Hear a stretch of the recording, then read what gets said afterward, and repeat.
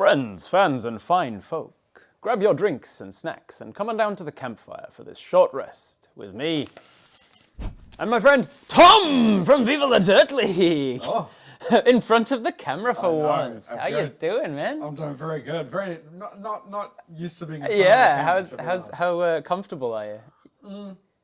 I'd say in recent years, because of Viva, I've become a bit more comfortable. Yeah. It just happens a lot more, but originally it was not my cup of tea. Yeah. How often have they managed to grab you in front of the camera? On skits a couple of times, and then a lot of like BTS stuff. I imagine a lot of it is them realizing they need somebody that they didn't think of, especially in the early days. Early days. When they were like, oh, we need somebody to walk past in the background. Yeah, or somebody else hold the camera and we'll or it'll be like, oh, we'll just lock the camera off and can you just, there was one where we're doing PUBG and they're like, oh yeah, we actually need someone on the other side.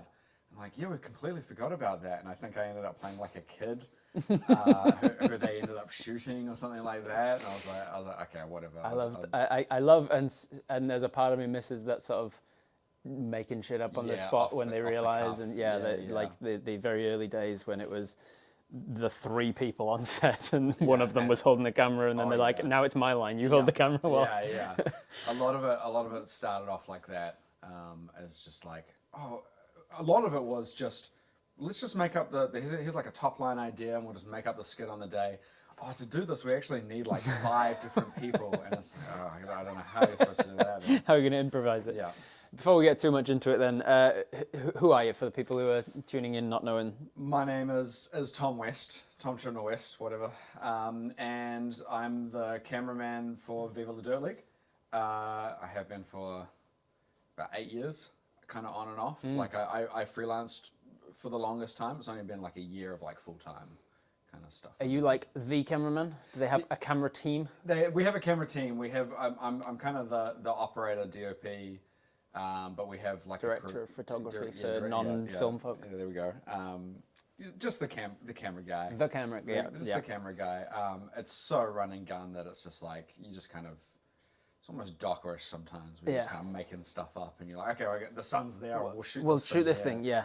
And they heavily rely on your input to be like, I reckon it would actually look better if we shot it like this. I mean, there's definitely times where they go, oh, it needs to be this for the joke or something like that. But a lot of the time it's just like, how do we make this look good? And I have to go, over here, let's do this. The sun's there. We're like, they're like, we have a vague idea. Yeah, we have a vague idea. You make it look good. Yeah, it's becoming a lot more structured now, and it has been for the last couple of years. Yeah, like it's incredible to see that they're like an actual film studio.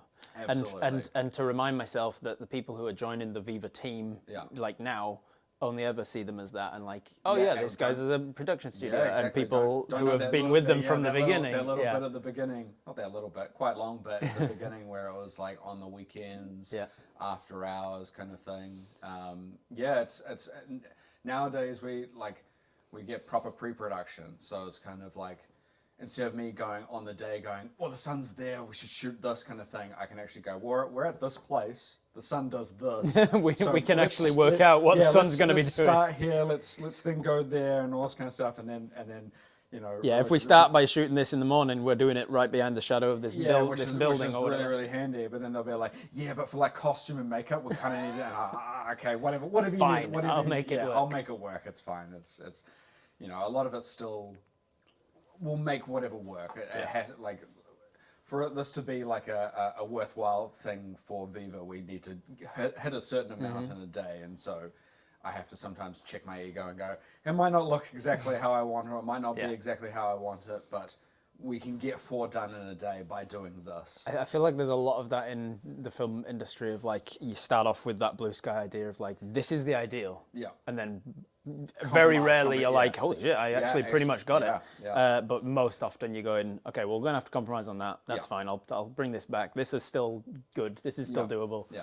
And it's if you have to get to a point where you're like, I don't think we've had to compromise so much, I don't think it's worth doing. Like that's the time every so often, you know, rarely where you go, I think this is an idea for later. Yeah. Like what I want from this is I would have to compromise to a degree that I'm not willing to do. So let's we've had a lot of that recently where, you know, the guys and the writers will write something quite large. And we go, cool, okay, we still have to fit, you know, we still have to do like 12 skits in the week kind of thing, within the set of days. How does it fit within here? And it'll be like, oh, it can fit here, but we're not really giving it the time and love that, like, we all really like the script, and so we'll go, okay, let's not do it this time, but let's start prepping it for next time. There was some of that with D&D Logic as well. Like when I was show running season 1, and there was some of the scripts that I wrote was like, I can tell already this is not a season 1. This is not a season 1 skit idea. Like we'll come back to that in season 5 or something. Once you can give it that justice when you built that, because there's also a level of sometimes they'll write something and they'll go, yeah, it kind of alludes to this thing over here, so you kind of need this one to come out first. Establish this one, establish this one, and that's becoming more prevalent now in Viva, where a lot of the time it's still just like self-contained little skits. Yeah. But we're still doing those, but there are like, especially with board and things like that we're starting to get like through lines and just character. It's like anthology rather than entirely standalone. Yeah. Like where it's like, yes, there's themes that can run throughout. You can enjoy it on its own, but you will enjoy it more. There's a lot more you can get out of it if you've watched the whole thing. One of the things I've been really enjoying with board is Ellie's character. Like they're actually like giving her kind of like this kind of little bit of an arc where she's coming to this new place and she's a little bit like, oh, I just don't care anymore, and they're like giving her some, and I'm actually really enjoying that part of board at the moment. And also after White Shirt Saga, I kind of want to see what happens with like Ron's relationship with them all and all this kind of stuff. It's really good. They're coming up with some really cool ideas at the moment. Because I mean it's also a product of necessity, because like after having done board for however many years they've been doing it now, it's like you start running out of these little ideas. If all of the standalone ideas that are like, isn't retail funny like this? Yeah. Those bits have gone, and so they've had to be like, oh, now it's a Lord of the Rings parody. It's a Lord of the Rings parody. And we're also doing Dune, and we're also doing Predator, and like all this kind of definitely. You're forced to go like, we need some different things to do. I guess. I mean, you can actually see that in like really old shows from like the 70s and 80s, as like they call it jumping the shark, right? Yeah. But like I think when it comes to like YouTube comedy kind of thing, jumping the shark is what you want a little bit. Like, because especially if you're going for like 2 to 5 minute comedy skits, like you need to, especially with TikTok-esque attention span and stuff, you need to be like, here's something big and wacky and zany and crazy, and here's the idea, and it's set up, you get what the premise is going to be, and then here's the, we delve deeper into that premise, and then pay off. And that's what you get. There's your 3 minutes. Yeah, exactly. And it's all very, very fast, and then you've, something that used to be dragged out to as like a half-hour show is now just like that, and you're like, okay, we need like 15 more of those. Keep going, kind of thing. We've managed to boil down the essence of what that that Happy Days episode where he jumps the shark. It would have been like, here's the essence. We don't need that scene. We don't need this scene. We'll set up. Yeah. Where the hell's Fonzie today? Oh, didn't you hear? He's water skiing over a shark. Yeah. And then you jump to him doing so, and you're like, this is crazy. And then crazy, great. Yeah, that was the 3 minutes. Credits. Every half-hour sitcom is just boiled down to a. Man, that'd be an interesting premise for like a YouTube channel to be like, I'm gonna remake all of Friends and just like boil it down to like if Friends was made in the 2020s, and then just take a Friends episode and go like, how would you edit this into just a 3 minute sketch for YouTube? Yeah, I mean like all the laugh track is out. Yeah, which which is half of most sitcoms. A lot of those sitcoms was laugh track, and there are like that argument of, was it actually funny, or was it like the psychological thing of like, because you hear a laugh track, that's entirely the point of a laugh track, like especially canned laughter, which is always really jarring to see in something where they're on set. Like every so often when Friends was like in London or whatever, and they're on the streets of London doing scenes, and they're still laughing or whatever, and you're like, how does that work? There's no studio audience laughing at that. The worst offender for it, in my opinion, is Big Bang Theory. Like it's like you can see the ones that people have filmed and edited. They've edited the laugh track out. Oh right, yeah. And it's just like this just awkward, like every other line, somebody will say something that's barely anything. Like it's not funny at all. Sheldon will just open his mouth, and then there's like a good 5 seconds of and then the next person says their line. And it's so if they take it out, it's just like you'll say something, it's just awkward pause, and then I'll say that. It's interesting, different. I mean, that's just fascinating of itself as a filmmaker to look back over different decades of like what was I mean, the norm at the time. The evolution of filming and comedy and like all those kind of things being put together, like it is interesting to see, even from just 20 years ago. Like you think even further than that before we were born, and it's just like, and it's probably even worse.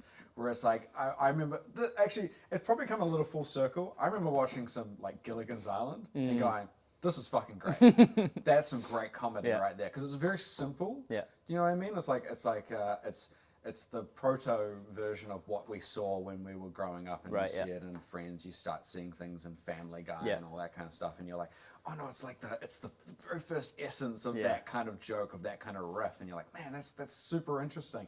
And then it starts to get diluted and blended, and they turn into different things until you get things like Always Sunny, and you're like, now that's like a new thing, but they'll take old comedy and they'll rip it apart and they'll turn it into something different. And there's the argument that like with so many people in the world, no matter how niche your particular brand of comedy is, you'll find someone will thousands, tens of thousands, hundreds of thousands of people who are like, that's my thing, that's exactly my style sort of thing. Jam. I remember in early days of the internet, like Salad Fingers was it, and that's and I was like, this is fucking this is grotesque and horrendous, and I don't know why people like it, but people love it because it's a niche, and no matter how niche your niche is. What was the one where it's like where it was just like it was like a snake and a snake. No, it wasn't a zebra. Snake. Mushroom. Yeah, I remember that. Like you try and explain why that's funny. And it's just like it's funny because it just goes on for so long, and the absurdism. Absurdism. Yeah, and it's just God. Some classics. Yeah, it's good stuff. Which is why the D&D channel, to bring it back around to what I actually do. Oh God, that's right. The D&D channel works in a way because of that kind of nicheness and the audience being there for it. Because we first started with the Descent into Avernus, and then we put that out on their main channel. Yeah. And their main channel audience was mostly used to 3 to 5 minute sketch comedy, and went, the fuck is this? Half hour of them playing a game? No, no, thank you. Yeah. And then the people who loved it really fucking loved it. Yeah, right. And we were like, okay, well, it's got a very, I don't know if vapid's the right word, but a very intense audience for the people who like it. Yeah. But we don't want to ruin the algorithm by putting out more stuff out like this. So we'll just start a second channel. Yeah. And immediately the second channel hit 100,000, almost very quickly hit 200,000. And then it just kind of saturated the Viva market a little, I think, towards the end. It kind of, I mean, like, I think I remember we talked about this ages ago where you're like, I think we've put the Viva fans who like this D&D, we've already pulled them over. So we kind of need to broaden out a little bit. Because I didn't really get into D&D until doing all this stuff with these guys, but that was my only like kind of knowledge of it. Was like was watching them learn, and you teach them and do all that kind of stuff. And then during lockdown, I really got into Critical Role. Yeah. Really got into Critical Role, where I binge watched like the entire. I tried to do campaign 1, but the audio kind of got me. And Did you start at like episode 1? I started at episode. That's tough. I always recommend if people are going to get into Critical Role, and I highly recommend it, especially season 1, because it's incredible. Yeah. I always recommend start about episode 30 of season 1, because they start to take it seriously around then. You can tell that they're no longer like just eating stuff in their faces with pizza around there, and the audio is much better. They've invested in decent quality stuff.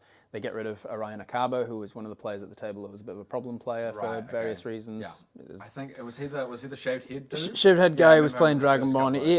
He's. I mean, there's been years of debate about why, and some people are like argue for him and against him, and I'm not going to take a public stance on that. But like, he wasn't. I don't think he fit with the group. Is the least you can say. I would say by season 2 they gelled so brilliantly. Because even by like a third of the way through campaign 1, they'd realised, we've got something big and we take it serious. This is like a production. Cool. They start like the story is incredible. Like the character development through it is fantastic. Right.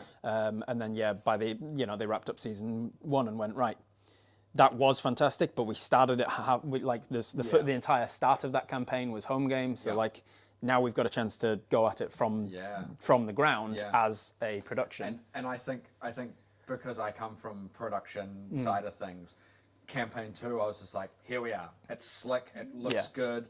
It sounds good. Like it feels good. And I remember like binge watching it. And also I think because they're like voice actors as well. I was even doing it as like a podcast a lot of the time, where I'd be doing something else. I'd be playing a game, I'd be working or something like that during the lockdown, and just being like, just have it on, and they'll be doing the voices. They'll be really, and I think also I really enjoyed it because they really commit to the bit.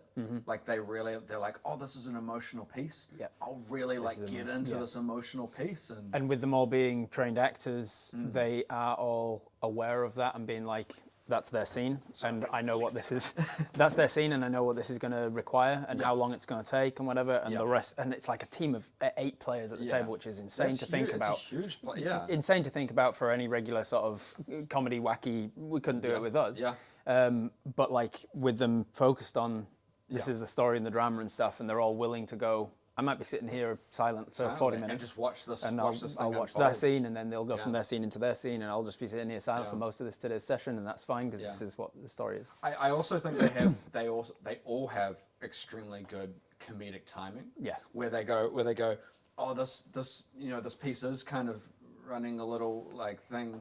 I think maybe I derail this. You know what I mean? They're like, I think we've been serious a little too long. Let's you get Sam, I forget his Sam Riegel. Yeah, Sam Riegel will just go, I'm just gonna fuck this up. And I'm there I think it's time for this. Boom. Yeah, and he'll pull out his thing or whatever. And it's one of the things that I like most about comedy shows when they can acknowledge for themselves.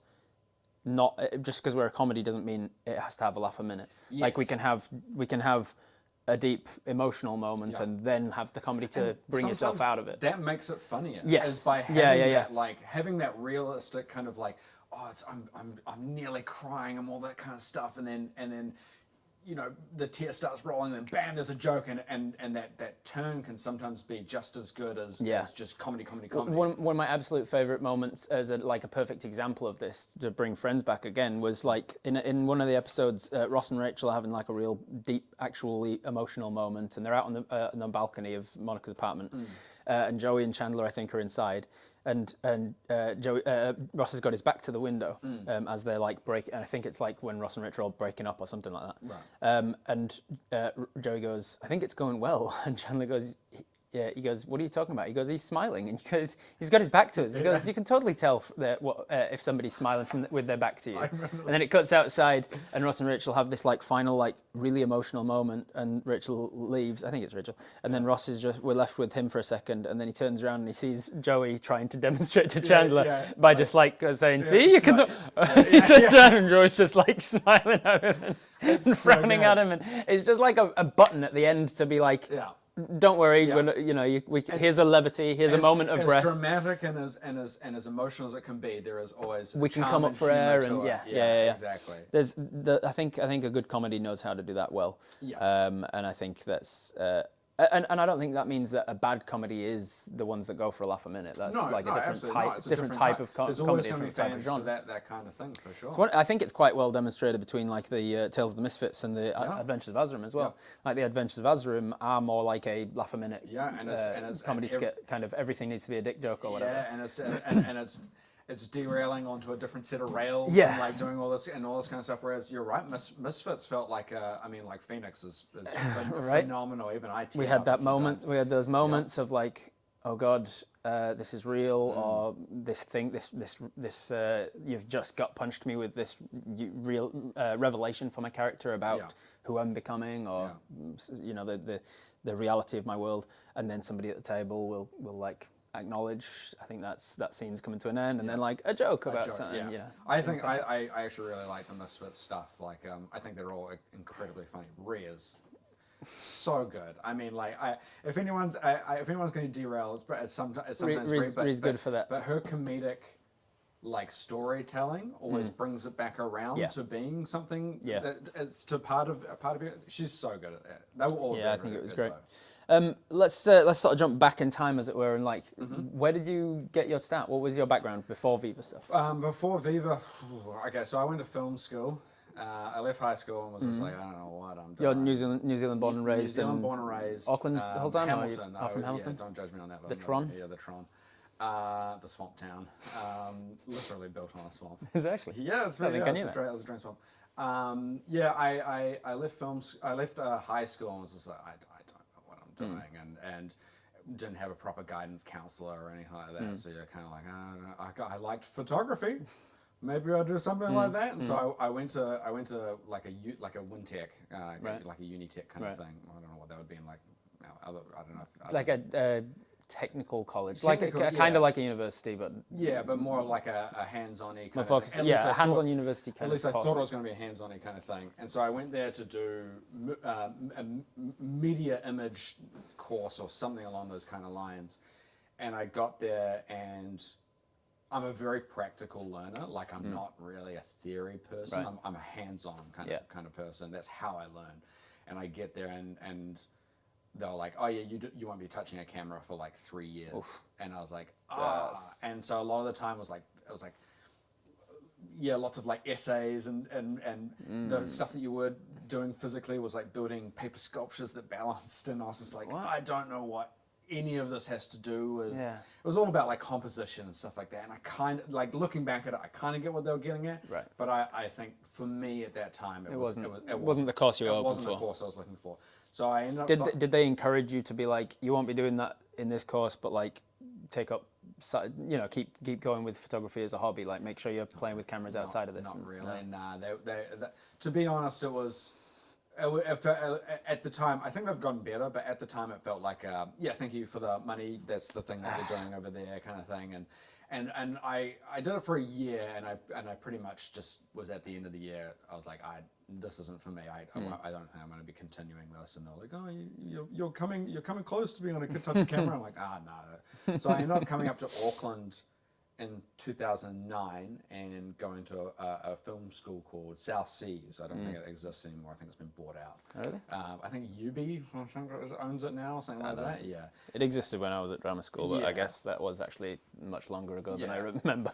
Yeah. To be honest, when I think about like, when I think about drama school, it's like, it wasn't that long ago, and I'm like, it was 14 years ago. I graduated in 2010. Yeah. I'm similar, where I'm like, I've only been in the industry for like a couple of years. I'm like, oh fuck, it's actually been like and so I went and did that, and it's a straight up practical course. Yeah. Like they kind of cover a lot of the basis of like a whole production. So you can do a production course, you can do an art course, you can do a directing course, you can do an acting course, you can do an editing course, and I did the camera, light, and audio course. But you touch on everything, which is kind of nice. So you get to, and I think this is like kind of key for people who want to be in the film industry. Is like you need to have a knowledge of every single department, because you can't. It's not a solo operation. It's a full blown team. You have to all work together. And what's more is like it's not as humans, we need to put we need language, and we need language to describe certain boxes. We need labels for things so that we can understand how things relate. Yeah. But nature does not have any obligation to stay within your nice, neat boundaries. Yeah. And so the more you study something, the more you realize, there's nuance around. We've got different language and different words for the things to try and explain the boundaries and the grayness of stuff. And it's just the same with the film set as well. It's like if you go in thinking, we've got a word for camera department and lighting department and this and that and sound and stuff. Yeah. They must be distinct. If you go in thinking that, you're going to very quickly realize, camera and lighting are going to be. If you're like, whose job is it to do this particular lighting thing? Well, the camera guy needs to work with the lighting guys and know what they're doing, so that he can understand when he's asking, I need this lit better. And the lighting guys, vice versa, they need to be like, why is the camera guy asking me to do this? Because they need to know, because it looks different on camera than it looks to my eyes. Yeah, exactly. And in New Zealand, our industry is too small, so like everybody kind of does everything to a degree. Overseas, they have defined roles and like unions and all that. It's one of the things that I never liked about certain filming sets of like when you get on a set and you can feel that there's that. Don't touch that. That's the props department. If the camera guy needs that table moved back 2 inches. They have to get someone special. They have to get somebody to do it. And as the actor, I'm sitting there and they go in, and I hear them going like, that table needs to go, and I go, and they go, I'm like, I'm here, man. Time is money. Everybody's always saying about a fucking film set, time is money. Why am I waiting for them to contact that guy through the mic to get him to come and move a table 2 inches? Let me. I mean, there are certain things that like. Don't touch my camera. For sure. There are certain things where you go, okay, well, there are certain items and certain things that you go, okay, those are specifically for these people. But no, I mean, for me, so going back, I started in doco, doing camera work, running and gunning kind of stuff, and then I moved into lighting, commercial work, and all that kind of stuff, and then I kind of came back to the camera side of things, but less. I was sort of doing doco because New Zealand's, again, so small that you, work-wise, when you're a freelancer, which I was for majority of my career, you kind of have to be able to do everything. Someone's like, hey, I've got a commercial. You go, I can do a commercial. Hey, I've got this 3-week-long doco. And hey, I can do a 3-week-long doco. They come to you with your sign on the street and like, we'll film anything for money. Exactly. We'll film for food. Yeah, exactly. A lot of the time it was that. Starving like, industry. Can you do this thing? And I go, I can learn how to do that thing. Yeah, absolutely. By the time that when is this thing? It's in 3 weeks. Cool. I've got 3 weeks to learn. So yes, I can do it. Learn how to do a gimbal. Like you know what I mean. Like that's how I do a lot of gimbal stuff still. And that was how it happened. Was that they're like, yeah, we hear this. We want to do this thing, and we can't afford a Steadicam, even though it should be a Steadicam. Yeah. But we hear this amazing thing called a gimbal, and I was like, yep, yeah. Sure, I can. And for the folk who don't know what a gimbal is, it's a stabilizer for like a camera. So like it's just like a motor that kind of keeps it like level and all this kind of stuff. It helps with this and this, but it doesn't help with like going up and down. That's what a Steadicam does. Yeah. It's like a Steadicam will keep you basically dead straight. But they're like yeah, and you can do that, right? And I was like, yeah, I can do that. And I went. YouTube exists. Yeah, sure, I can do that. YouTube exists, and this is okay. Going back to like film school kind of thing. Nowadays, I look at what I did at South Seas and go, you could learn majority of that online, and then go on to like Facebook things of like film crews and all this kind of stuff, and find like if you want to do lighting, find a gaffer or something like that, and go call them up. This is the other thing I'll say. Still older generation. If you call them up, if you cold call them, which is the thing I hate fucking doing, if you cold call them, you'd probably get a job. Yeah. If you message them on Facebook, something like that, they ain't gonna listen to. Yeah, you gotta know who you're talking to. You gotta know who you call somebody of a millennial sort of age or younger, and they'll be like, "Who the fuck's calling me?" Yeah, I'm not answering. I don't even answer my phone to my mum. Exactly. Yeah, exactly. Text me or message me on something. But so learning online and then getting that on-set experience.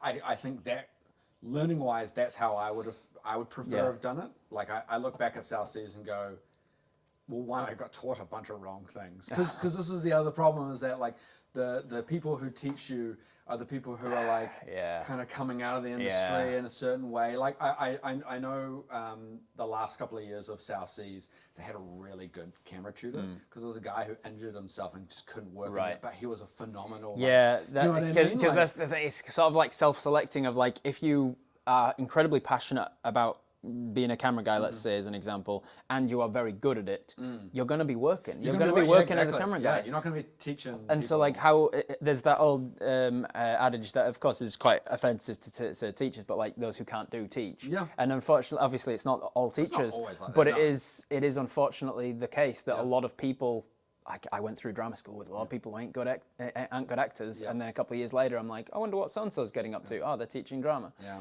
It's like, yeah, of course you are, because you're not good enough to get the acting jobs, and so you're looking. What else is acting related? And you start teaching. Yeah, exactly. And I think there's a world where imparting knowledge onto people is key, but I think a lot of the time, like doing it on a film set is the best way, or on a shoot, or on a commercial, or whatever. Like I'm happy for people to ask me questions on, like, sure, I'll be under the pump and if, I'll be sweating and I'll be like, oh god, kind of thing.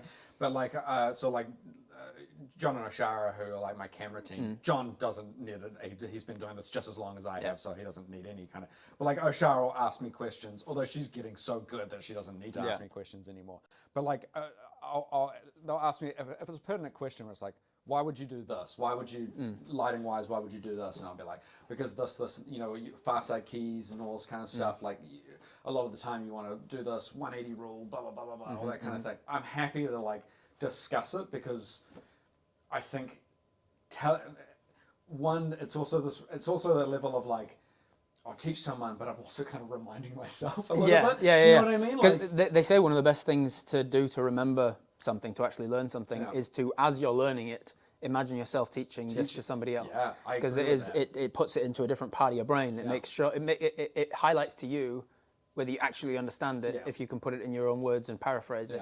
And a lot of people, even in like communication techniques, people say like a good way to improve your active listening is to be like, can I just repeat back to you what I think you were saying there? And you'd say it, and then that's a good way of highlighting like, oh, no, they didn't pick up on, sorry, maybe I used the wrong words, or maybe you didn't understand. And so like teaching somebody else the thing that you're learning is a really good way of like solidifying it. And so many times I'll be on set and I'll be like, so the 180 rule, I just fucked that up. For anyone who doesn't know, the 180 rule is like, if you're looking at me and I'm looking at you, and we're like this, then you come here because your eyeliner is still going this way. Yeah, you got the camera to not. They also call it crossing the line. Yeah, like crossing the line. You imagine like a line between us, and you don't cross that line. And there's lots of ways that for me, for a while, I got it pretty quickly, but for a while I was like, so where's the line? Is the line between you and the camera and stuff? And then the way I thought about it was like, oh, it's much simpler than that. You just imagine you're a person that's standing here, not a camera. And like, if you were having a conversation, you turn this way when he's talking, you turn this way when he's talking, and you just want the camera to not move over that line. And the reason that a lot of like the self-film where somebody's playing both sides on their phone on a TikTok or whatever, those things get it right if they remember to do that, and they get it wrong when it makes it feel like you're talking, so I'm here, and then this guy's talking, and I jump over here to look at him, and you're looking the same way. You're looking the same way off camera. And the problem I find with that is because it's usually the same person playing it. I'm like, is this a different which person? character are you meant to be? You're looking the same direction. Exactly. Now, the thing that always gets me, when it's two people, easiest person. When it's three. Put like 8 people on the screen, and I'm like, where the hell's the line? The line go? Oh, shit. And so you're kind of like moving around and like... when somebody's moving in the scene as well, like sometimes like they move behind the camera so the line can like... you have to get that shot of that person's eyes moving so that you know that, the line has moved past me and then I'm on the other side of the line. Exactly. And so many times, especially with Viva, like we'll run lines and we'll talk about, certain things in pre-production. But in terms of action, in terms of where people move, like a lot of that gets made up on the day. And so like Ron will go, I want to come over here and do this thing, and I go, okay. Fuck. So if you go there, then I need to pick up this shot to marry this up to this part. And they go, if it's too complicated, don't worry. And I'm like, no, I've worked it out. No, you want to do it. I'll make it work. And I'll make it work. I really like that sort of stuff. Like it comes from my doco background where I because as a doco you're not pre-production, you're not choreographing movements, and you're following live people, you're moving around with live people, and you just kind of have to work around where they go and sometimes you don't have to worry about that kind of stuff in a doco because it's all going to get broken up and turned into montagey things, and you just go back to an interview.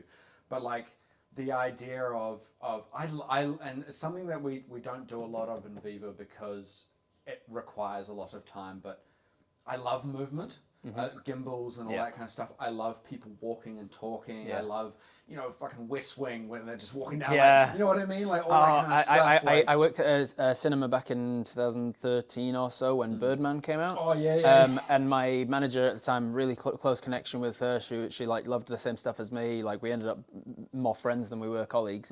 And she, when Birdman was coming, she was like, "Hey, I'm gonna let you know, don't read anything about this. Don't watch. Don't look at the reviews or whatever." Because one of my jobs at the cinema was she came in one day as I was like vacuuming under the seats doing my usher job, and she goes, "Hey, you've got a proper British education, right?" I was like, "Yeah," because it was in New Zealand. And she was like, all the people we were working with were, let's say, on the other end of the bell curve. And she goes, "You've got a proper British education?" She goes, "Yeah." "So you know how to spell things?" I was like, "Yeah." She goes, "I've got a new job for you." And she gave me the task of like every time we got a new thing, I made like a A4 poster for it, like with synopses and stuff. Just cool. I went on to Flix.NZ or whatever it was, grabbed some information, made some like graphics, made it look nice, and then printed them out and put them in like folders for people to put on the coffee table in the foyer. They can work out what we're actually showing and what's coming up and all this stuff. Right. Put like little jokes in there to keep it interesting. And so we were in the office talking about that sort of thing a lot, and then she goes, "I don't want you to do one for Birdman yet, but like I want you to watch it when we come out." I was like, "Okay, there's something about this, obviously." And like I think we ended up watching it together, and it was like, 10 minutes into it, and I was like, has it not cut yet? Yeah. And she goes, yeah. And I was like, does it not cut the whole time? And she goes, yeah. And I was like, and then I was enjoying it as a movie, but I also, I should watch it again just to try and follow the story. Yeah. Because for the rest of it, I was going, where is it cutting? Where is the secret cuts that they've done? This is the curse of working in our industry and all this kind of stuff is that sometimes the joy of a movie gets overridden by the fact that you're just like, how did they do that? I'm thinking like, I remember the first time I watched Denis Villeneuve's Dune, and I had to watch it again because the entire time I was in so much awe of like the look and the feel and the cinematography, and then I'm just like, don't know what the fuck just happened. like why is there a big earthworm thing? What was that? Oh yeah, where are we? What's this? What's the story? What's the whole story again? And it happens a lot where you're watching it, and there's a lot of like cinematographers and things like that who talk about how they consider that to be a failure. Right. Like so like Roger Deakins, who's like one of my favorite cinematographers of all, like anything crazy good that you probably think of, he's the one who did it. He kind of goes, people shouldn't, it's like audio and it's like the music and all that kind of stuff. If it's done right, you don't see it. If it's done right, you don't see it kind of thing. You shouldn't be doing like a crazy awesome shot. I get it but I also think if you're passionate enough about it to see it, if you're seeing it because it's really good and you're passionate about seeing that stuff, rather than you're seeing it because they fucked up, then I think that's a difference. I think if you're seeing the set because it looks tacky behind them and the background is distracting or something has fallen or crooked or whatever, then that's different. That's a failure, to looking at it because you're in art department and you're going, wow, they've really done amazing set dressing here, and like, holy shit, is that an actual period piece, whatever that they've used, and where did they get that and stuff? That's a different thing because you're still enjoying it. You're enjoying it for a different reason, and people who aren't passionate about it won't be distracted by it. I think saying a failure is probably the bad. He's just like, it's the idea that it should just kind of meld together. It should complement the story and all that kind of thing. But I'm sitting there being like, no, give me some fucking cool shots, give man. me something that's like, amazing. I always harken back to this iteration of Godzilla that's just come out before it became all this weird, super hyper, kind of campy kind of thing. That first one with Bryan Cranston and Aaron Taylor Johnson, and there's that shot of, it's not a great movie. I still enjoy it, but like there's a shot of the skydivers. Do you remember that they're like coming into the city and they're like got this like trailing red thing, and it's just this grandiose, epic shot, wide shot where you see them coming in and you just get to see the size of the city and all this kind of stuff. And it sets up a scale for you. And it does complement the story, but I'm sitting there just being like, that's just a fucking cool shot. Yeah. Like that gets me amped and makes me like real like I want to know what. And I think that's just as important for storytelling, because the whole point of storytelling, you're trying to take somebody on an emotional journey. You're trying to take them with you, and it's not always about like what is happening. It's like, how is it happening? I put so much descriptive text into my work when I'm DMing. Exactly. I'm like, here's a whole like emotive scene of something that's happening, and like language that will really put you in the scene. You're very good at building that for like, because I have a very visual mind, so I can see a lot of that kind of stuff as you're kind of describing it, and I really enjoy a lot of that stuff. It's the same with like Critical Role, like Matt Mercer describing stuff. Matt Mercer was one of my major inspirations when I was getting into D&D. I was super into Critical Role season 1, and I was like, I love his descriptions. I love how he takes you in, and he's cinematic in his. He has a very cinematic mind, which is like really, really cool. I often talk about the camera in my games, like we see this happening, and then then the camera follows the arrow as you fire it, and then it strikes through the head. And I appreciate that because my mind goes, I can see all that happening. I can kind of get lost in it a little bit. And then I have to go, oh, shush. Back at drama school, we were doing a Midsummer Night's Dream, but it was like circus themed in our second year. And we got a special director in from overseas, Josette Buchel-Mingo. She was a famous actress with all sorts of accolades and stuff to her name. She was on, not Broadway, West End for Lion King and stuff for many years. She came in to direct it. And it was a real kind of shake-up for the school because they actually had a professional influence, and you could tell that she was like, what are they doing here? This is not up to standard for like a drama school, an international drama school sort of thing. But she, something that stuck with me was like, at the time she goes, Are you? Have you ever considered directing? I was like, not really. I think acting's my passion. And she was like, I don't think it is. Like she basically told me, I don't think it is. I think you're going to be a director one day. Wow. And I was like, oh, that's interesting. And I didn't really think about it for much more than that until like I discovered D&D and I realized that like I was an actor professionally for full time until like 2017 or so, I think it was. From like 2010 to 2017, I was trying to make it professionally as a living, and I was doing an okay job of it. But eventually, I did like a workshop where somebody, the homework for this 2-day acting workshop was like, think about when you're happiest on stage and things. When you're happiest when you're acting. And I went home and was like, I'm not. Yeah. Like I don't like since I started pursuing this as a career, it's just sucked the joy out of it. And I enjoy acting, but I don't like all of the schmoozing and the false, like you have to be seen going to this place so that you might be able to meet that casting director. I don't like all of that. Yeah. And so I gave it up and I started I went back to university to study academia and I was like, what am I going to do? I've always been good at maths. Maybe I'll try that kind of thing. And then I discovered D&D while doing that, and I thought D&D was like, oh, this is scratching the acting itch, that's fun. Yeah. And then it was maybe a year or two later that I realized it's the other way around. Yeah. Like acting was scratching an itch because it was like almost what I wanted to do. Yeah.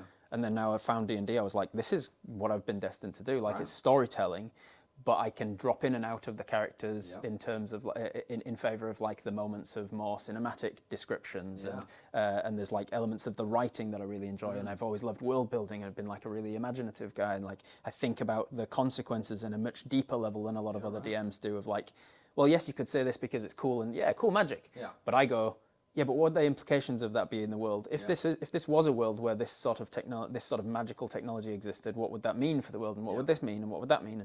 And I love all of that stuff. And there was a lot of that elements that I put together. And then it was into that process that I was like, oh shit, she was right. Like I guess this is like the equivalent of being a director, like coming up with 100%. Coming up with a story. But directors aren't like novelists. They're not coming up with the whole story. No. They've just got pieces. They've got the idea of the story and what they think it's going to go and like the direction it's going to go and where it's going to go, beginning, middle, end. Yeah. But then they get the actors in, they get the writers in, they get everybody else who's like, it's a collaborative dictatorship, I've heard about film. That's exactly what it is. And I would say the way you've described it is actually kind of perfect because you need to have a knowledge as a director. I talked before about how being on set, you kind of need to have a knowledge of all the departments. Yeah. As a director, you need to have a solid knowledge of all the departments because you need to know what you want the set, like sound-wise. Like, do you want it to be focused on the voice? Is it more about the like you think about like Christopher Nolan, right? And it's like his dialogue gets drowned out a lot because he's like, no, because the dialogue it's important, but also like the environment and the music is just as important as that. And so... And he doesn't mind if it's like, well, people might not follow the story. And he's like, they'll watch it again. Yeah, they'll watch it again. They're completely fine. And also, you might not exactly hear what he says, but the vibe of like that score is giving everything that I want it to give and whatnot.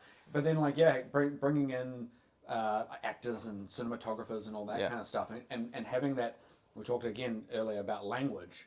And I think from D&D you have a very good language of being like and this happens and then the shot is this and all these kind of things, and while you don't have the full picture, the cinematographer goes, cool, so this is like the main bit, and then the actors go and then we'll come into this bit and it all works really, really well. I think I kind of felt I've fallen in love with D&D mainly because I love the creativity of it. There's something about like the improvness. Obviously, there's improv that you're doing, but there's also a lot of pre-production that you're doing as well. Yeah. But I really love the improvness and like the off-the-cuff kind of about everything. And I think my doco brain loves that. If you know what I mean. Of like, oh yeah, he's just said something funny. I'd like whip a camera over to them and like, and all that kind of stuff. And I recently started trying to DM, as you know. And have done like a couple of, and then life got in the way and we haven't really done anything. I think we're probably going to do something soon. It's probably, if you asked most people like, so you're in a D&D campaign that is no longer playing. What's the reasons for that? Yeah. I'd say like 90% of the time it's just like we all wanted to, but couldn't find the time. Yeah, life became it's a big commitment. Life gets in the way. I think we've got time coming up, so we should be able to like get back into it. But like for me, the pre-production is the hardest part. I love just coming up with shit on the spot, and they'll throw something at me, and I'll go, cool, I'll take that, and pass it on over, and do all that kind of stuff. And I started reading modules, right, and going, I like it, but I also like my own kind of twist on it. I've rarely played, in fact, if ever, played a module that didn't just evolve into a homebrew by the fourth session, because everybody starts with good intention. We're going to play the Storm King's Thunder or whatever, and you start off in Knight's Vale or whatever the starting town in that one is, and you do this and you fight the goblins, and then you meet the king, and then by like session 2 you've started introducing your own NPCs because you realized they wanted to talk to somebody that wasn't in the module, so I'll invent somebody, and then they got really invested in that character because I was. Usually because I've created it, I'm more invested in that NPC myself, and they pick up on that as players, and they're like, I want to know more about that guy rather than that boring person that you read a bit of text about. And then they start focusing on this or that, and you're like, oh, actually, they want to now go and explore the caves that I talked about, and I didn't really have anything down for that, so I guess I'll do that. And then, if they're doing that, then they can't really do this bit that's happening at the same time, so I'll just drop that chapter. I'm just in my own game now. I'm just doing a homebrew. Interestingly, I'm thinking of going the other way, where I started. So it's with Hick, Pete, Ben, and Adam, and I started a homebrew thing. I made a whole because I just got really. I started reading like the manual and all this kind of stuff, and it's like, come up with your own things and all this kind of stuff. And obviously you can, like, to be honest, I didn't even know the name of the actual D&D world. Do you know what I mean? Like I think there's a lot of them. Yeah, there's a lot of different worlds. There's a lot of different worlds, and I was just like, I'll just make my own thing, and the gods. I hadn't thought about the gods, and I don't really want to overcomplicate it, so I'll just give them like 2, and then as time went on, I was like, there's 3, and then I now have like a little through line where I've been like, actually we kind of need more gods and all this kind of stuff, so I started coming up with the idea of like gods from other realms invading, this kind of thing, and invaded. Spoilers. So hopefully Adam doesn't kind of listen to this thing. And Adam doesn't watch my shit. But like, it was just as it evolved, I was just like, I need to fix this thing. I'll fix it by doing that. And I think I love and film wise and D&D wise, I think a lot of it comes from like problem solving. Like, I've got this issue. I'll solve it like this. And it's the same with on a film set where it's like, the sun is fucking me up. How do I fix it? I'll fix it by like turning this and being able to think on your feet. And also like between sessions is still kind of thinking on your feet, because you're like, you're going into session 2 thinking that you're going to do session 2 like this, session 3 like this, session 4 like this. And then between session 2 and 3, you're like, okay, well, I actually did this. So between session 2 and 3, so session 3, I'm going to have to switch a bit. And I think the hardest part for me was, and I think you've mentioned it a few times, where it's like, you go, okay, cool, session 1.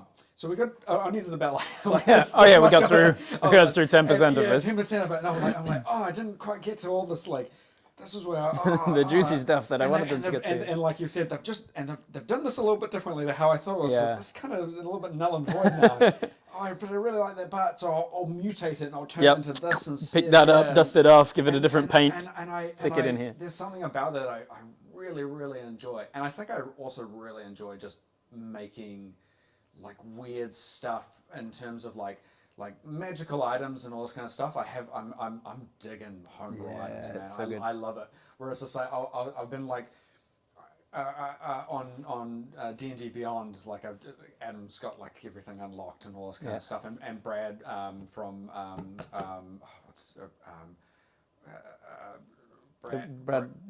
which Brad? Help me out.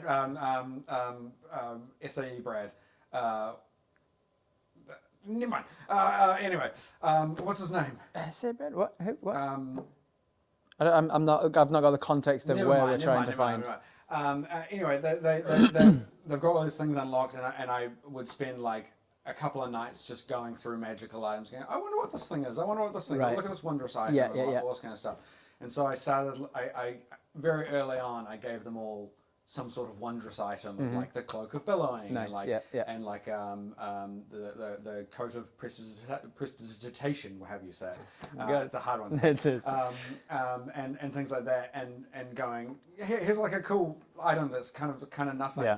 And then I was just like, but wouldn't it be cool if it became something? So I've kind of like implemented this like upgrade path of stuff. Upgrading stuff is so much fun. Like having an item that, like with Bodger's hammer, that was really fun for me to come up with. Being like, I want to give him this Warhammer because I can tell that as a player he likes that kind of just smash thing and do extra damage stuff, so I'll give him a magic item. This is a legendary item or a very rare item or whatever, so it's a little much to give him at the moment. Yeah. But I'll give him like a muted version, and then he'll have to kill a giant to increase it, and he increase, and it upgrades, and it upgrades. Yeah. And eventually, after he killed, I think 4 giants, it was as good as the weapon, and it was just like as written. Yeah.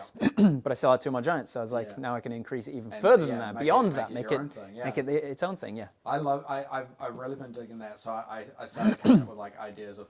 I found like a hopefully he's not around. I gave Ben cast-off armor, which is just that in action you can just like drop it. You still have to put like 10 minutes to get it on. Yeah, but like you can easily take it off before bed. Yeah, easily take it off. So I was like, what can I do with that?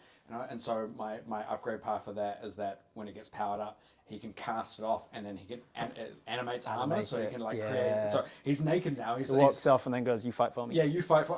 Or better yet, like he's running away from somebody, and then he runs around a corner, takes it off, hides, and keeps it running, and they keep chasing it. So I was like, you can do all sorts of stuff with it. That's great. And eventually I'm going to do like an animated shield or whatever, it is, so I can like. And so he has the ability because he's a fighter, and I was just like, has the ability to be up front. And if he gets too fucked up, he can just be like, "Yeah, I'm out," and just kind of disappear and let the animated armor kind of take over. And that was like the cloak of billowing I gave to Adam, and I'm like playing on giving it the ability to do like a gust jump, things like that. Like or even like a. He loved that during the Ryoko's guide. Being able to like jump because I think he's playing. I think he played a monk in that, didn't he? He's playing a monk in this one paladin as well. In that one, I think. It was a paladin. So I think he's playing a monk in this one. So I want to give him the ability to like kind of like semi-fly. Yeah, glide, get around the place and get into battle so they can mess some people up. And I've just been really enjoying finding like these wondrous items that don't do a lot. Yeah. And going. But what if it could? If this was, you look at an item that says common, and you're like, it says common. What if it was rare? Yeah. What would it be able to do? What would it be able to do? And then you can as you play, as you go through the campaign, as you go through more and more table sessions, you learn your players' play style and what they're enjoying, what they're leaning into, and you go, okay, well he's not really getting much out of this armor, but from his play style, I can tell that he would actually prefer it if I gave the armor the unlocked ability that he can now, after casting it off, he can teleport back into it once a day or something. Or you learn things and you go, okay, maybe, or he can swap places with it. Like you go, okay, he'd love this or he'd love that, or like, he'd love the ability to make the armor fly now, or like make it more of a swapping ability thing. That's like an there's a eldritch fighter-y thing. What's it called? The something knight, the Echo Knight. Echo Knight, that's right. Yeah. I remember reading about that, being like, that's really cool. Yeah, some cool stuff. There's a lot of cool things you can do. One of my best tips for new dungeon masters is like just read the books. Like it's all like a lot of people have put a lot of work over a lot of years into thinking about this and playing it through, and lots of people have gone, this is really cool, let's do this. And so read the books. Like I got the Player's Handbook and I read it cover to cover like it was a novel, and people say, oh no, it's designed to be like you turn to the chapter you want and stuff, but. Oh no! Read the whole thing, and same with like the Dungeon Master's Guide. It's definitely not meant to be read cover to cover. It's very hard to read cover to cover, in fact. But like at least read the chapters. So like go through the treasure and just read all of the magic items that are in the thing, so that in the moment somebody goes, "Oh, is there any magic item in this loot?" And you're like, "Oh, I didn't think about it, but I'll give them a thing," and you know what the thing might be because you know, oh, there's a ring that I remember reading about that wasn't that powerful, but it allows them to do this 3 times a day. So I'll give them that and work it out later. I think like reading the Player's Handbook and reading the Dungeon Master's book, I remember just kind of, to be honest, it kind of washes. Like I said, I'm a practical kind of person. So like theory-wise, putting it into play. Putting it into play was kind of the best way. But I remember doing the Dungeon Master's one and going and getting to the gods and going, oh man, this is really complicated. like that, and like you could do like this thing, and you could do this thing, and you could do this thing, and I'm like, oh fuck. And then I remember being like, I loved Greek mythology. Like when I at school, like classics was like I dug like. Greek mythology was like, it's like the soap opera of the religious world. You know what I mean? Where it's just like everyone's betraying everyone's doing this kind of stuff. I far prefer the pantheons where the gods are fallible and they're flawed and they're jealous and and they've got like personalities and not like all good, always benevolent, always seeing everything, always aware of everything that's going on. It's boring. I want my gods to be like, oh God, if I do this thing, I'll piss off Zeus. But if I don't do that thing, I'll piss off Poseidon. Yeah. So I really dug the stories of all that. And so when it came time to make the gods for my realm, I was just like, it's so much. Yeah. I was just like, I'll just do a classic sun and the moon kind of thing. And I was like, but then you kind of need something in between that a little bit. And then I started being like, And then I loved in like the Greek mythology of like the Titans and all that kind of stuff of like, they bore these children and then they're like, oh, but now my kids hate me and now they're gonna kill me and all this kind of stuff. And so I was like, okay, I'll bring in like a nature god who long story short, is from another realm. Right. It's just she's running away from her kids, kind of thing, and I'm classifying her as a Titan. Right. And so like but she's come in and she's like, I'm good, don't worry, like nobody's following me, nobody's doing this kind of stuff. You guys chill, like all this kind of stuff. And so I really like the idea of a nature god who this guy, a nature god who isn't a good person. You know what I mean? Like, because you always think about Gaia and Mother Earth as calming and caring. All this kind of stuff. And I wrote her as Gaia, and then I found another name, Terra, Terra, and I was like, she's Terra, kind of thing, as if it like, but as an illusion, as a Terra, kind of thing. Very she's not actually like the best person, kind of thing. And I have some ideas of things, but I would say, as you're saying, like you learn what the players want, and I would say that I learned that the players really like fighting, like they like role play and all this kind of stuff, but ultimately they really. But if it goes a couple hours and they haven't swung a sword, then you want to throw something at them. You want to throw something at them, so I've kind of been throwing things at them, but I also had that like fear, especially because it's the first time I've ever DM'd. I had the fear of I realized I could kill them very easily, like, and by accident, like, especially early levels, yeah, very early levels. Like, I ended up just doing like a bunch of. I think I did like a bandit and mercenary as the first one, and they whooped through it, and I was like, oh, okay, they're way stronger than I think. I'll double that next time. Yeah, I'll double that next time. So I did like a couple of giant spiders and a bunch of spiders in a house, and I was like, oh fuck, I nearly killed like two of them really, really quickly.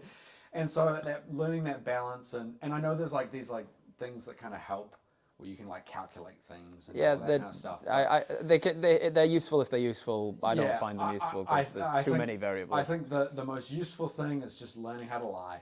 Exactly. To have an actual useful calculator online, and maybe they'll eventually be able to make one with like super fast AIs and stuff, but like you'd have to be able to put in not just how many players have you got and what level are they? Yeah. You'd have to be putting in like what classes are they, what subclasses are they, what items do they have, and what their knowledge of D&D is. How much has that particular player playing this role played D&D before? Exactly. All the rest of that stuff. Yeah. And maybe even, do they have good luck? Like, do they tend to roll well? Do they not? Because you can see trends. Like, you can see trends of like, you shouldn't be, like statistically and mathematically you shouldn't, but like, it happens. People have luck, good luck and bad luck.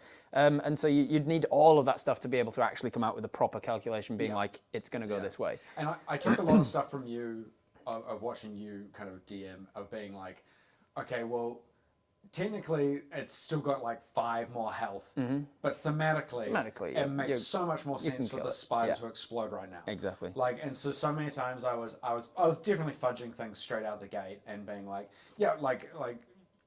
I also really loved giving them the ability to go describe. If you can describe something really cool to me, I'm far more likely to allow things to happen. Oh yeah, hell yeah, that should happen. Yeah, that should happen. That should happen.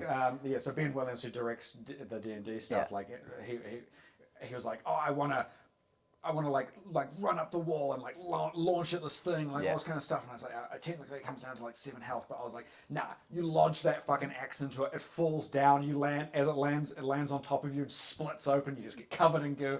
And like, and in doing so, I think it's far more interesting than like, you hit it and it's still kind of alive. Yeah, which are they going to be talking about in a month's time? Exactly. Which are they still going to be remembering of like, do you remember that moment when you launched yourself up that guy and you put your axe in there and then you took him down to almost 7 health and then I had to finish him off with an arrow? Yeah, with an arrow, and it was for like. You're not going to be excitedly talking about that. You're going to be saying, "Oh, and then I fell down." Yeah. I have an anecdote I come back to often because it's just so epic that they were fighting fire giants, and one of the fire giant stat blocks is called a dreadnought, and it's got massive hollow metal shields that it fills with lava, and it's got spikes on the front of the shields, and it like charges forwards, and so you take like a whole bunch of d6 bludgeoning damage and fire damage and piercing damage when it hits you, bam, and it's just like a whole bunch.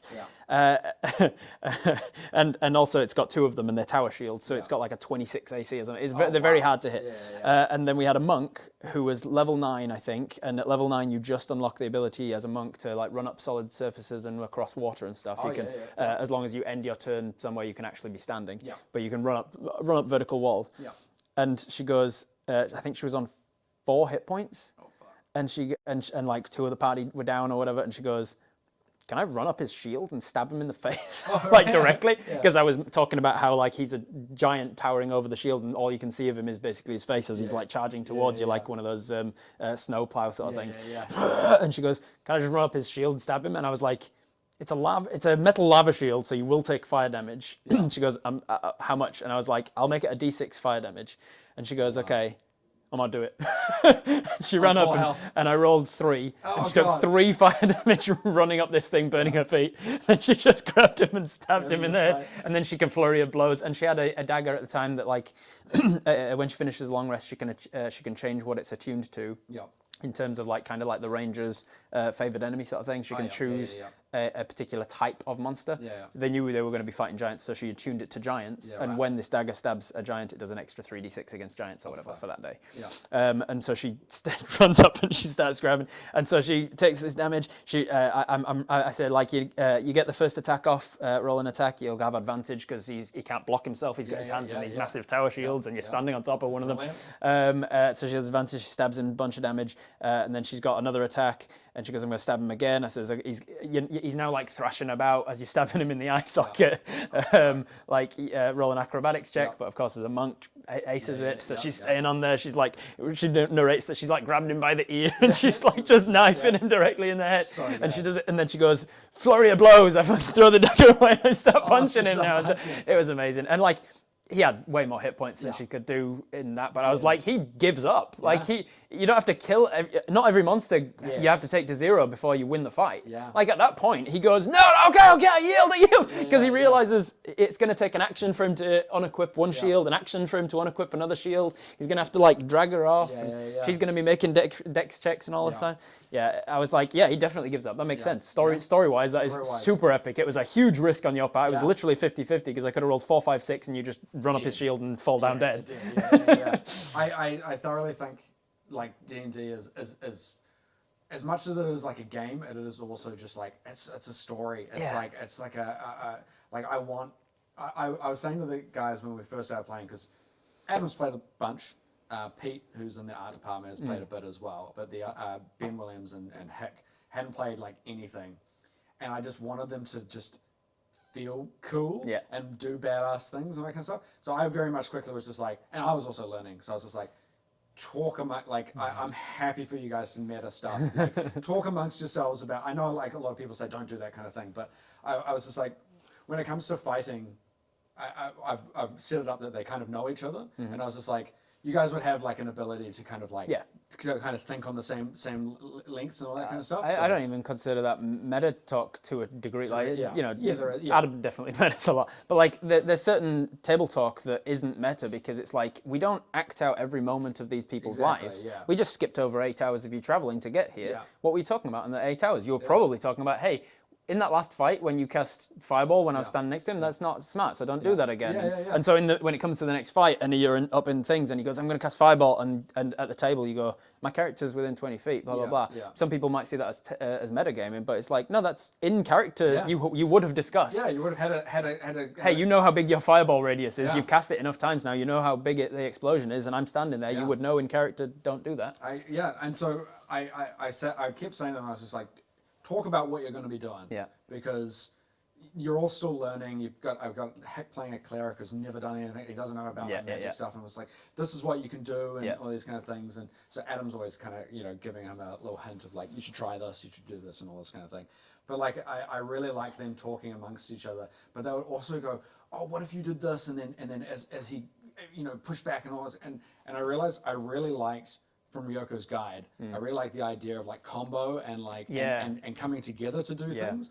And so I would, if they rolled really well, like if they got a natural 20 and they go, I want to like hit him in the head with a hammer so he gets knocked back, and this guy can fucking grab him and throw him out the window. I'm like, let's do it. Like, give me, roll this, you know, and so I would kind of, I like the idea of being a little bit fluid with it and being just fast and loose with the rules, obviously, because you know, a lot of that stuff isn't actually in there. But I just like the idea of like, I think you do it right with the critical thing of like, if you get a critical, you roll max and then you know you and all that kind of stuff, because you want them to feel badass. And it's just like, I thoroughly agree with that. Like, as much as I would like to as a DM feel badass and do really cool things, I want them to like feel like the real heroes of the story. So if they want to do something real weird, I even started doing things where I was letting them like so like a spider like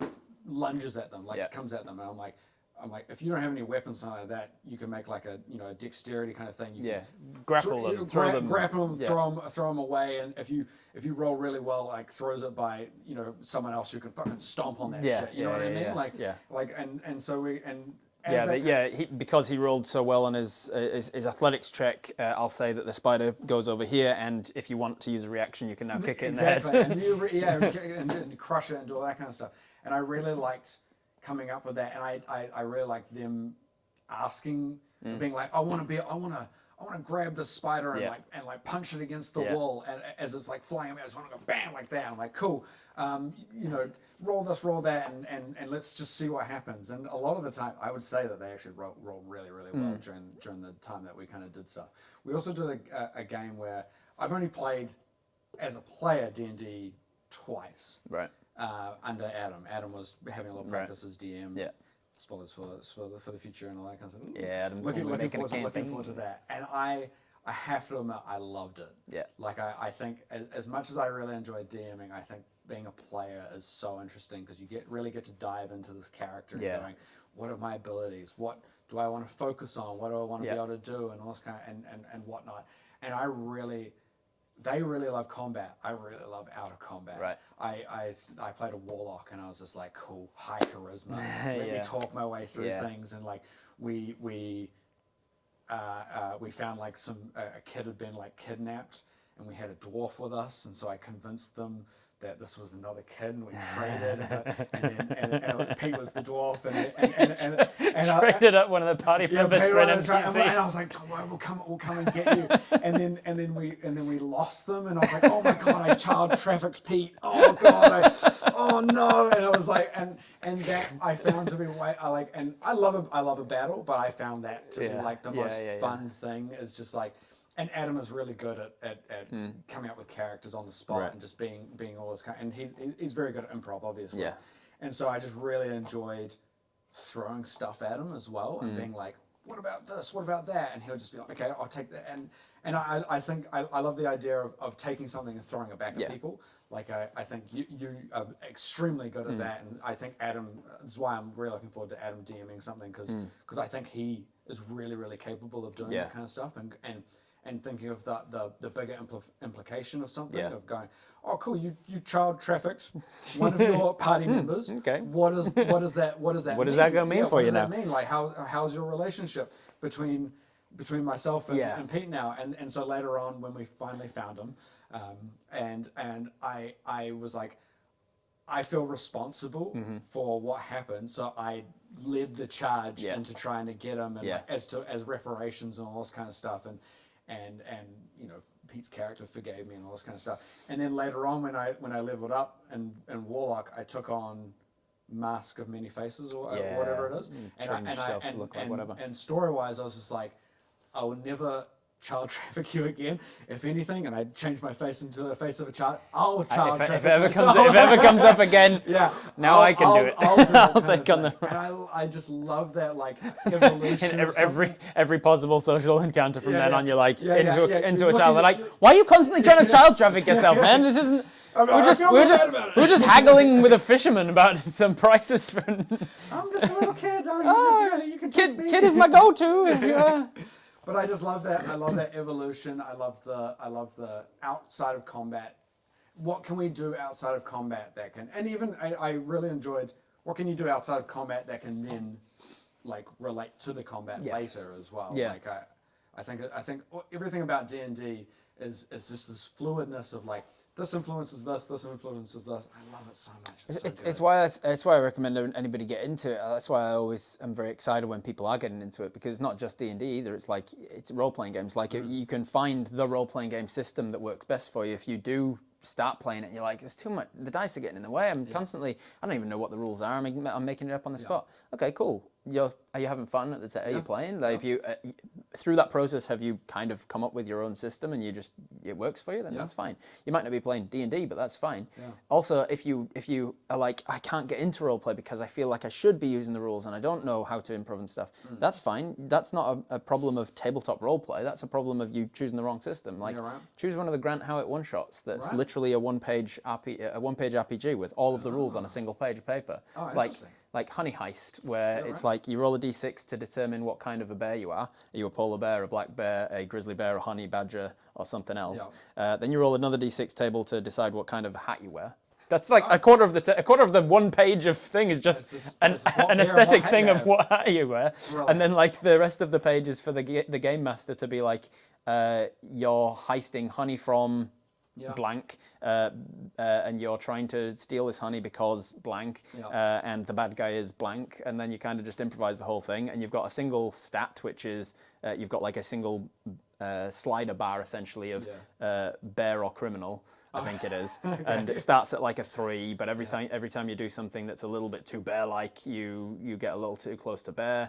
And every time you do something that's criminal, it gets getting closer to criminal. And if you ever go fully one or the other, like that's your death. That's your like you're out of the game because you've gone fully bear and you've forgotten what it was like to be a heisting criminal in a hat. And if you go fully criminal, you're like you've become too much invested in like the mob and you forget your bear side.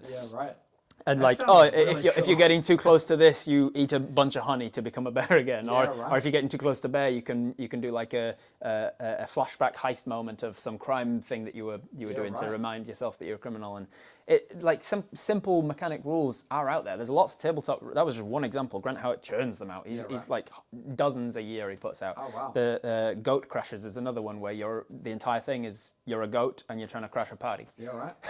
That's the whole thing. There's kaiju girls where you're all schoolgirls, but you turn into kaijus when you're under stress. Cool. And then like you roll your character creation. I've done it. It's available on this channel. There's a one shot I ran of kaiju girls with some friends of mine on my Twitch channel. You roll your character creation of like who you are as a schoolgirl and what your main stresses are and who your friends are and stuff at school.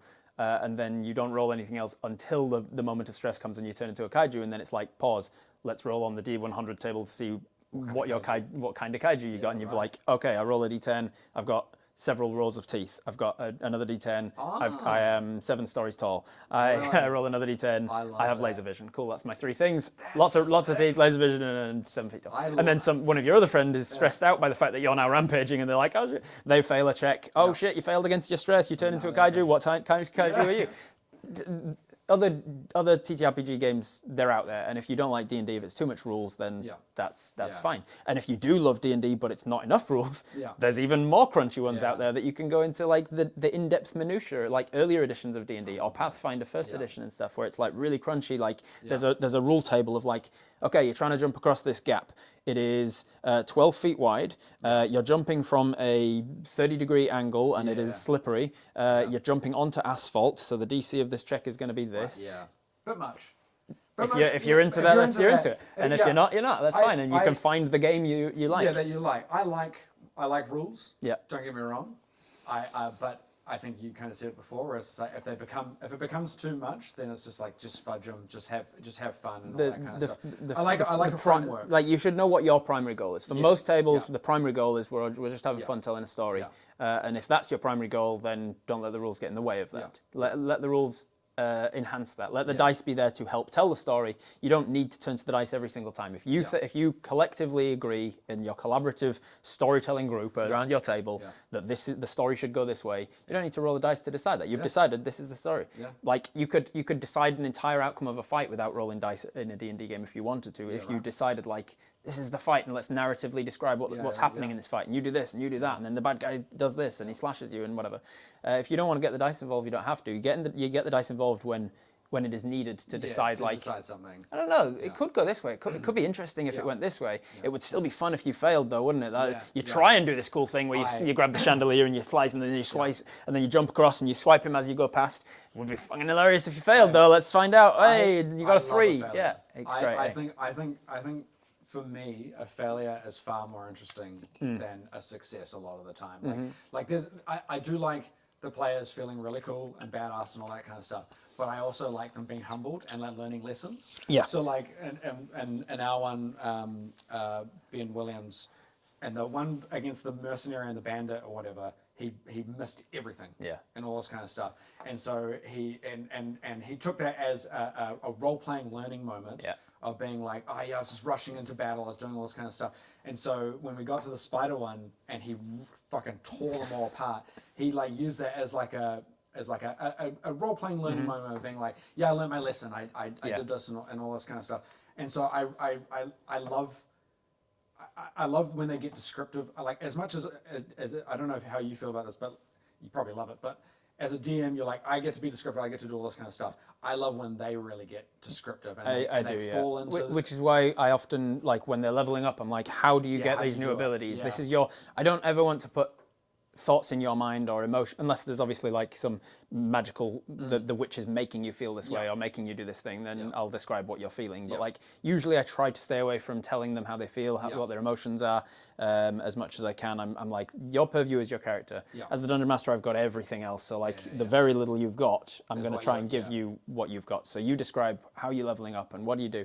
And then like in the overland exploration stuff, that whenever they're taking several days to get somewhere, I like make it into a skill challenge. I say like, okay, so I started doing that as well. What sort of obstacles do you guys come across? Help me out. By the way, just so you know. most of being a good dungeon master is finding a dungeon master you like and ripping from them. I've stolen from Matt Mercer. I've stolen from Griffin McElroy. I've stolen from Abrir Iyengar. I've stolen from Brennan Lee Mulligan. I've watched a lot of dungeon. I've stolen from even my friends like AJ Winters at Winter's Tales and Dreaded GM and Dead Aussie Gamer. And, like Sarah Moore from Pixies and Pins, she's one that doesn't do D&D. She just does these like Grant Howitt ones, and she does a lot of them, and sometimes like a 3-shot instead of a 1-shot. But like she's usually new systems and lots of them, and and you can pick up all sorts of stuff from watching people. So I'm always happy with people being like, I've stolen this from you. I'm like. Well, I gave you. I didn't steal it. The critical thing, I stole the like the skill check going across, like traveling through a forest and all that kind of stuff. I stole all that kind of stuff. Helps to get them involved. It really does. And I also realize, and I think maybe you've seen this with like Rowan. I think a lot of people really like gambling. Like they're really like let's leave it up to the die and just see what happens. Like as much as they like to control something themselves, I think a lot of the time they go, I just want to roll and let's just see what the dice say and see what happens and all that kind of thing. So like a lot of the time I've got stuff planned and all that kind of thing, but I also just pull stuff from the internet where I go, give me like a 1 to 10 overland kind of thing, and someone will have something somewhere and I'll go, cool, that's all I need. You're fighting goblins, whatever kind of thing. And I found that those sorts of things I do need help from the internet a lot of the time, where I pull something from it because they'll go, oh, I want to do this thing, and I go, oh, I haven't prepared 10 slots of something. I'll just pull this from the hand, and here we go, kind of thing. Tasman, one of our editors, is just like, these are the resources I use to help DM. That's good. I'm like, oh my God, so good. I don't personally use anything AI because I don't understand it, and I don't use it because I don't understand it, and I kind of don't like all of the stuff around especially like art AI stealing from people, and I don't fully understand. And a lot of people come to me, like I get emails all the time for like potential collaborations, and people been like, oh, I'm training this new Dungeons and Dragons DM AI. Would you help me to? I'm like, I don't want to help train my replacement. No, thank you. I'm not interested. But I do find that some DMs have talked before about AI being really useful for generating those random encounter tables and stuff. Because you can put in a little bit more detail than just grabbing something that doesn't fit and then rolling it and going, there's no reason I can think why goblins would actually be in this particular situation. So you can just, before the session or as part of your prep, you can be like, I know I'm going to need just to have a random thing in general. I've got a fighter, a cleric, a paladin, and a warlock who are on the quest to get blah, blah, blah. Give me 10 potential monsters that aren't too and it's better at kind of adjusting and giving you more of like a. But to be honest, I haven't used AI stuff. I would just go on Reddit and someone has posted something at some point, and I just go, that seems really to work. Good, and I'll just take that. And if I roll the one that doesn't work, I'll bump it up one. They don't know. Exactly. Like so many times, and only like 2 sessions. I lied so many. I didn't realize I would be fudging that much stuff. Here's the thing, because you mentioned fudging before, and I was going to bring it up and I forgot. People have sort of a negative connotation by calling it like fudging or cheating or like faking it or whatever words and terminology they talk for like changing things on the fly as the DM. If you just think about it as late game preparation, it's a different thing. Like before the game starts, you're preparing the encounter. You think, okay, I'm going to make them fight 3 rot trolls, and the trolls are on chains and they're being led by, let's say, 7 goblins and a goblin boss who can do this and this and this on their turn. And then I'm going to say that they have access to wolves next door, so if they're a bit too loud, they'll get 4 wolves. Cool. And you prep that and you do your encounter balance calculator or whatever you're doing. You're thinking about their levels, and there are things, and you think, I think that'll do. And then as they're starting the session, somebody messages you and says, oh, I can't make it to today's session, but please go on without me. And you go, shit, this is going to be too balancing. So you continue that prep and you go, I'll remove one of the trolls and 2 of the goblins, and the wolves aren't next door now. And then they turn up and they start the game. There's no reason in my mind as to why your prep should stop there. Yeah, right. Like, as they're playing through the game, they're not even at that encounter yet. You can go, they're really not having a fun time of this because the first encounter of the day, they like really just rolled like ass, or they're just not in, their head's not in the space because so-and-so is missing for today's session and so-and-so had a bad day. They just want to hack and slash and feel like badasses. Okay, I'll tell you what I'll do. I'll take away another troll, or I'll put in another troll but make him really weak, or make that troll clearly, like when they're coming up, I'll make it that they can overhear the trolls arguing and they hate each other to remind them that you could turn them against each other. You can be like balancing as they're coming up to the encounter, and that's fine. A lot of DMs wouldn't have a problem with you balancing a future encounter even while you're in the session. But then for some reason, a lot of people say as soon as you roll initiative, all your preparation stops. No, your preparation doesn't stop there. Your preparation continues into the encounter, and you go, man, they are rolling like they're on fire with this fight. They have wasted both trolls and the goblin boss. I'm going to put those wolves back in. Like that's not cheating. That's not fudging. That's continuing the preparation of, because the whole point of it is you want them to have a fun time. You want to tell a story, and you're like, okay, well I prepared with this information in mind. Now I've got more information. They're rolling well and they're having a good time, and I want to extend this enjoyment at the table of like this combat that they're having. So I'm going to do this and I'm going to do that. And then here's a bit of I think I've talked about it once or twice before on like my Twitch.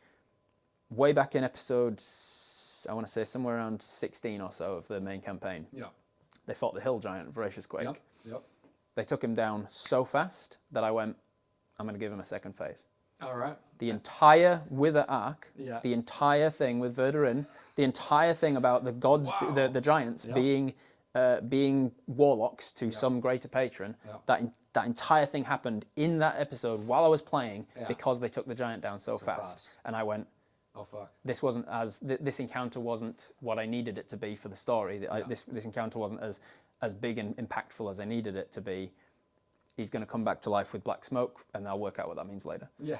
Yep. And then I worked out what it meant later. Brilliant. And after that, after they fight, they took him down. They took down the giant, and Bob jumped inside of him and ate his heart. And I was like, I don't even know what that black smoke was. I don't know what that black smoke was that was bringing that giant back. But now Bob's subjected to it, so I'll have him roll a wisdom check, and I'll work out what that means later. Yeah. And then after that session, before the next session, I went, oh, I was thinking about Leothil banishing Kelethak, and Kelethak was going to come back later on. So actually, I can tie in Kelethak being banished to this Dark Lord plane as maybe he was a warlock, and the whole thing came together because of that moment. I love that, eh? That's so awesome. Where it's just like, I just need to fix this thing, this random thing. I like that. I like that a lot. You know? Fix it on the fly, and that's perfectly. That's part of your toolkit as a dungeon master. A good storyteller knows how to do that, and is like, you can fudge the dice. You can roll a 20 and pretend it was a 2, or vice versa. Yeah. But that is one of your tools. But that should be the last tool in your toolkit. You should have more nuanced tools to not have to need to balance it with the dice. I don't think I have a thing where I haven't fudged dice yet. I've fudged how many enemies there were in terms of being like, they started fighting spiders and they started burning through them really quickly. And I was like, cool, another giant spider comes through. Like I've definitely fudged that kind of stuff, and I definitely fudged health. But like, if I rolled like I said, a failure is just as important as like a success. So if I rolled a natural 20, like I'm fucking that person up. And if they go down, then I want them to band together and try and help, and like all this kind of stuff.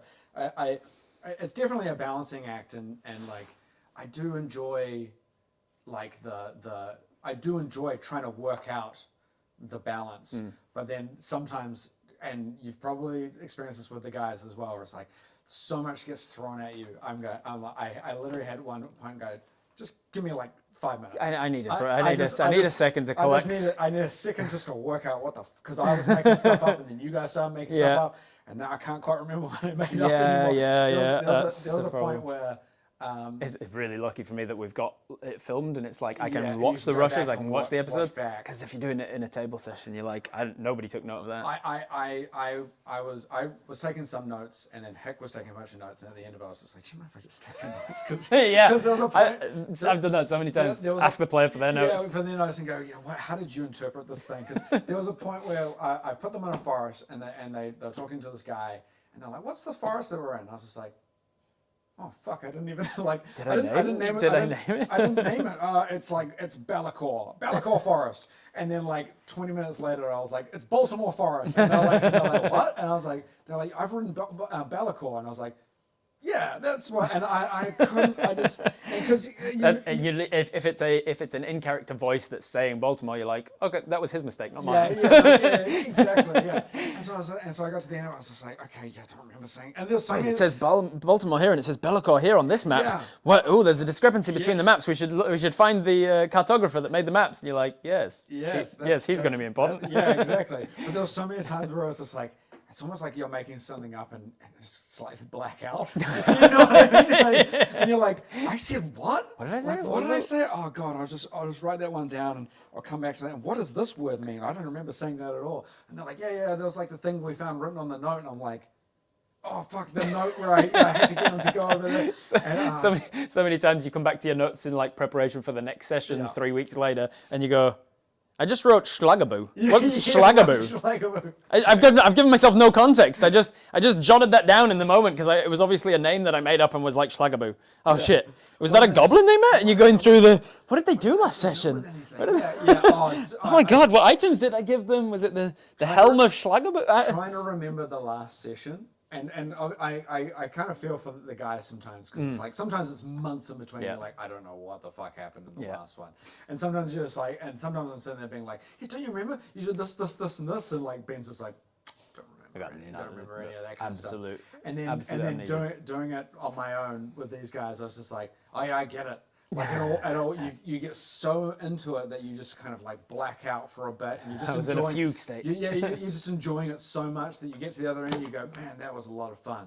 what did we do again? Yeah. So much stuff happens and so much stuff gets made up on the spot that, if you're not, like all the stuff that I prepped, I remember that, but all the stuff I made up on the spot, I'm like, fuck, I have to write this stuff down, and we're not recording it, so I really need like notes and all this kind of thing. But I have to admit, I'm enjoying it. I'm really looking forward to like how all of this stuff wraps up, all the Viva stuff wraps up. Like I'm looking forward to the end of that. 6 days time. Yes, I know. Yeah, I know. So and then but I think the thing that there's no pressure on me at all to get that finale don't worry perfect. About it. Yeah, you're chill. Don't worry. Make about sure it. that I bring back everything It's that I've been not like tying together, everything that I've been alluding to for 5 years. Nobody wants to know about the doll now. That fucking doll. Oh my god. But I think for me, I'm really looking forward to next year to seeing what it evolves into and like who kind of comes on board and like these one shots and all this kind of stuff. I'm looking forward to showcasing more people, like getting more players at the table, different players, collaborations and stuff, and just being like, look, all these different play styles and all these different games. I think it's something that as much as I loved Critical Role, I haven't been able to watch Campaign 3 because there's just so much of it, and I don't have a lockdown to kind of delve into it and do all that kind of stuff. I have to do it. If it's like your one thing, then you'd probably be able to keep up every week. Kind of thing. For a while when I was getting into D&D, it was like my one thing. I was watching that on double speed, and it was 2 hours a week I could get through. Yeah, exactly. But if you're behind at all, then you're like, oh, I haven't watched it in 3 weeks because I've been in hospital or whatever else happened. That's 12 it's like, hours. Oh, now I've got 12 hours of content to try and catch up before this week's episode. It's so easy to get behind. And I think that's why I like the Viva stuff, because of the shorter episodes. But it is also, this campaign has been going on how long now? It's been close to 5 years. Close to 5 years, something like that. And so it's like, I can understand that like a new person coming along and being like, that's so much content to watch. I just can't do it. In preparation for yesterday's penultimate session that we just filmed, I have been binging through since the beginning on the supercuts, and I've had it on in my background in the background while I've been doing everything, and I still only made it to the table session where we moved into the studio, upstairs, not even the actual studio. Like the ones where they're in doing the reverse heist in the custodiates in Elven Sylvan. Like I've only gotten to about that point. And I've been for weeks. I've been like having it on, doing things, because I've also been like doing it to try and remind myself if there's any small characters that I mentioned that I'd be like, it'd be nice to sort of indicate back to them in like a montage at the end or whatever. Just like little things. I'm going, oh yeah, I should mention what happened to him just to wrap that up. And see, I can't even fathom that kind of stuff. So much content. Like even at half hour a week, people have such an onboarding process to get into the campaign at the moment. I think the next campaign and the one shots and stuff like that, I'm looking forward to being able to, because this is the other problem, is that I watch it live, and so I haven't actually watched episodes in quite a while. I scrubbed through them to make sure that there's no like issues, that kind of like quality control kind of stuff. But I haven't like watched episodes in quite a while. But I have a feeling that, because at a certain point that I'm trying to train people up so that we can do this, because we do multicam stuff. It's just me and another person usually, and that's kind of it. Like, so we're kind of doing everything, and I'm trying to train other people so that I don't have to do this all the time, and I can go focus on other things a little bit. If you get in a car accident tonight, Viva's just fucked. Like if you just don't make it to tomorrow. Like well, this is the thing. Is that people are like, no. Well, this is why I've been O'Shara and John know how to set everything up now, and know how to do all the stuff and whatnot. So because this was the problem, is that if I got sick, like who was going to do everything? Grinds to a halt. Grinds to a halt. So I had to get people, and I have to find, and I'm so happy I've got like such a good team. Is that I had to find people who could learn or knew roughly how to do all this stuff. John has been, like I said, been doing this stuff just as long as I have. He could set this up in his sleep. But it does require two people to be running things, because we have multiple cameras and audio and all that kind of stuff. Incredible looking board of a million switches, the live viewing board, huge and all this kind of screen stuff. with all the different cameras and I'm making sure that all the audio sounds good and all this kind of thing. And we're trying to keep a lot of the stuff in house, because when you have so many people, things slow down, it becomes way more costly and all this kind of stuff. And so we try and keep D&D the kind of cost-effective thing. It's just like everyone on board and everyone in one place, and we just have a bunch of like locked-off cameras and all that kind of stuff. And so I watch everything live, and then I go, cool, I can't watch the episodes, so I really want to be able to like hand it off next year and go, cool, I have other shoots that I need to like focus on. These people can do the D&D stuff, and then I can be like, cool, I get to watch it and enjoy it, like, and enjoy the with the green screens also added in as well, because you wouldn't see that live. Exactly. Like I kind of miss watching the episodes a little bit, so I'm really looking forward to what next year kind of holds as well, and all the main campaign and all the one-shot stuff that's kind of coming up. I'm looking forward to seeing what you guys do. Yeah, I've got a lot of plans for the channel. Lots of things that I've got brewing of like, oh, I'd love to do this, and I'd love to do that, and I'd love to do this. We had a meeting just the other day. Adam, director Ben, Raluca, producer, and me, just talking about future of the channel and what stuff we want. And Ben and Adam and I were rolling away with, oh, we can do this, and we can do this. Yeah. And Raluca had to keep doing, this is our second channel. Like we also have the main channel with all of the filming and stuff and this and this and this. She kept having to remind us, like, we have filming blocks in a month, and this is the D&D stuff is like when we can slot it in around the filming of the main channel things. You know, let's rein in the reality of what we actually have budget for. I mean, that's the same with the guys. They'll go, we want to do this, we want to do that, we want to do this, and it's just like, okay, we have a finite amount of time and energy that we can do, and they go, okay, yeah. And so, but I would say with that, we're definitely getting to the point with Viva where we need to start splitting crew, like where we need to like have two crews running at similar times. So I'm really looking forward to that day where we can go, cool, like John and Oshara, you guys are now a crew of your own. Like you guys go do this thing, and I will make a new crew, and we'll go do this thing. And I'm looking forward to seeing what comes from D&D and the D&D channel. And I know it's not all going to be just D&D and all this kind of stuff. So I'm looking forward to, again, going back to like the problem solving thing, like. You guys want to do these like bigger games with more people and they're moving around. So, okay, cool. We have to have roaming cameras and do all this kind of stuff. But like, and it's work, but it's the kind of work I love where I'm like, okay, I have to problem solve this, and I'll find a way to make this work. Speaking, actually, you'd be a good one to talk to about one of the ideas I do have for the channel that we've talked about, and they're like, everybody seems to be keen for, but like is different setup camera-wise than a D&D game would be. Is I want to play werewolf with them. Yes. Because it's got a huge heads up about it's got a huge cast, so like you can have like 14 people playing the game, and it doesn't feel as crazy as D&D would be for that, because you've all got your roles, you've all got the villager, you've got somebody who's running the whole thing. All right, everybody close your eyes, and villagers wake up and look at each other, blah blah blah, all that stuff. But then you have those moments where you can branch off and have like an individual discussion and like reality TV sort of thing of going like, I don't think I trust so-and-so because I think he's giving me shifty. He was definitely lying about that, knowing who the seer was and this and this and this. And then you can have all those moments, but you'd have to have cameras getting in there and stuff. Yeah.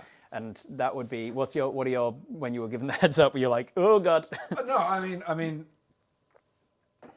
yeah, a little bit of a little bit of that. I mean, I think we got a bunch of Blackmagic cameras, but they're all kind of set up to be quite locked off things, like and whatnot. So you definitely need roaming cameras. You need operators. If you do 14 people, you probably need 3 soundies. Right. Like one that's doing like the main core, and then 2 that are doing roaming stuff. Yeah. Like it definitely becomes a bigger crew. I think it becomes a very interesting dynamic because, again, it becomes very doco-ish, where it's like, oh, you don't know what the fuck's going to happen. Yeah. Like, I know majority of the time what's going to happen at D&D. Yeah. They're going to sit there, Ron gets a bad back, he might stand up or he might roam around a little bit. But ultimately, people just sit there and just kind of dive into it. So I can set up for that. So when you add the element of, we actually recently did an improv comedy skit thing with Rhea and Hamish. Right. Spoilers for future Viva things. Maybe I shouldn't say that. Before we put this out, we'll check with the guys if that has been announced yet. I think it's fine, but it required movement. It required all these kind of things. So, but it was still in a locked off kind of place. So we could kind of like I have John on one side on one camera, Oshara on the other side on another camera, and I'm like, just follow the action and all this kind of stuff. And then I was on a, they were on sticks, I was handheld, and I was just roaming around getting whatever. Sticks. Sticks is a tripod. So if they're on the sticks, they're on a tripod and they're locked into a position, but they can pan and tilt and do all that kind of stuff. But I was handheld, so I could just, and so in my mind, I'm like, okay, he's focused there, she's focused there. I need to pick up this thing, and I just move around. Nobody's getting this. Nobody's getting around, so I need to move around and get that. So you need more of those kind of things of people moving around, but you also need people who have that knowledge of going, I know that that's happening. Yeah. I know that that's happening. Yeah. I need to follow this, and I need to follow that. So you kind of so that when it comes into the editing, they're like, "We've got 3 cameras on that guy. Yeah, we didn't need cover this person." So you kind of need operators who have doco-ish background. So like, there's a few people I know who do reality shows, like reality shows. No, reality shows where it's like Traders. I don't know if you've ever heard of Traders. It's like one of those. No. It's one of those. There's 2 murderers, and and they're all kind of. It's a long story. I kind of recommend the English one. It's actually pretty good.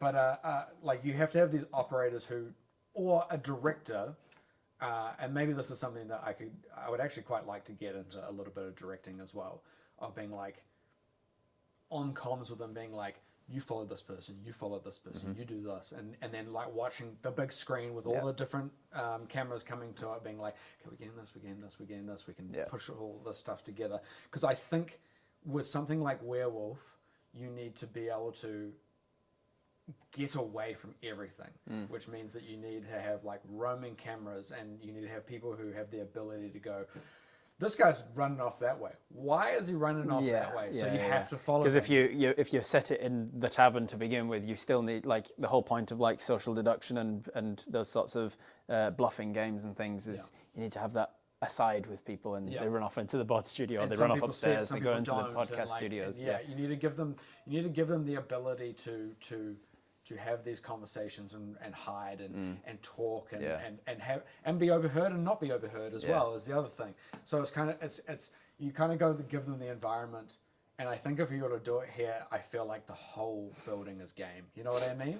So it's like, okay, well, with that in mind, we can't just being like a whole building is game. I was like, hide and seek. We could hide and seek. Do a filmed version of hide and seek in the Viva studios. Oh, there's so many places, man. I have so many places. Just in the tavern, is it? In the tavern itself, there's so many places. I could hide in this roof, man. I know exactly what the structural supports are. But it's just like if the whole building becomes game for this thing, it's like, okay, well, that in itself brings up problems. That's questions in pre-production. You talk this through. You go like, what does a game of Werewolf look like? What does it look like to make it actually interesting for people to watch as well? Like, what will we need? Do we need to say we're restricted to being in this room? Do we need to have moments where we can't film this because there's actually some really private information in this area. Don't go into that room because we don't want to accidentally film it in the background. Like you can say like, at certain times we're in this tavern and we're all together for everybody wakes up, somebody's died, you're here, and then we have set moments where it's like, okay, now we pause, and we're going into you can move around and talk to each other. Who thinks they might want to have private? You can set that stuff up. You want to have a private talk over here. You guys want to have a private talk. Cool. You go in there with this camera. So it's less work on the camera guys being like, I'm trying to work out who's important to film. You can work that out before even playing or while you're playing. I was watching some Dropout TV stuff. I love Dropout. Hold that thought 1 second. I've just got suddenly paranoid that I want to check that the camera is. This is rolling as well. This is still rolling. It's still rolling. This is still rolling. Cool. Okay, cool. And what's the time? How are we doing for time? Oh, what is the time? I've normally had my watch on, but I had my wrist problem this morning. 11:12. 11:20. Cool. I'll try and wrap up so I don't have to keep you too long. Because you need to be done by 12, was it? Yeah, 12:30 is when I need to leave. You need to be leaving. I'll wrap us up after when it gets appropriate. Yeah, cool. I love Dropout TV stuff. Same. I adore all of the Game Changer stuff. Yeah. I love all the improv and all that kind of stuff. And I remember they did the Survivor Series thing. Yeah. And I love that vibe because it very much felt like they're just running around and the camera operators are just fucking chasing after them and all that kind of stuff. And if we were to do something along those lines, I would want to do that because I think a lot of operators and a lot of camera people and all that kind of stuff, they enjoy that challenge of being like, it's hard, don't get me wrong, but like finding a cool looking shot when you're just chasing someone is so, I love it. It's like motorsport, you know what I mean? You're just following something, you're like, oh, there's a crash, zoom in and all, that's all you got. I think that's one of the things that I liked about photography most. I could never get like the specifics of cameras in my head for some reason. Like I've tried numerous times on a couple of photography courses and here and there to try and understand like aperture and stuff like that. It never sticks for me for some reason. But composition is something I really like, and I get like, if somebody comes up to us on holiday and goes, "You mind taking my photograph?" I love that, and I'm usually the one to be like, "I'll take it," because I just know that I'll take a better photo than most strangers on the street that you are.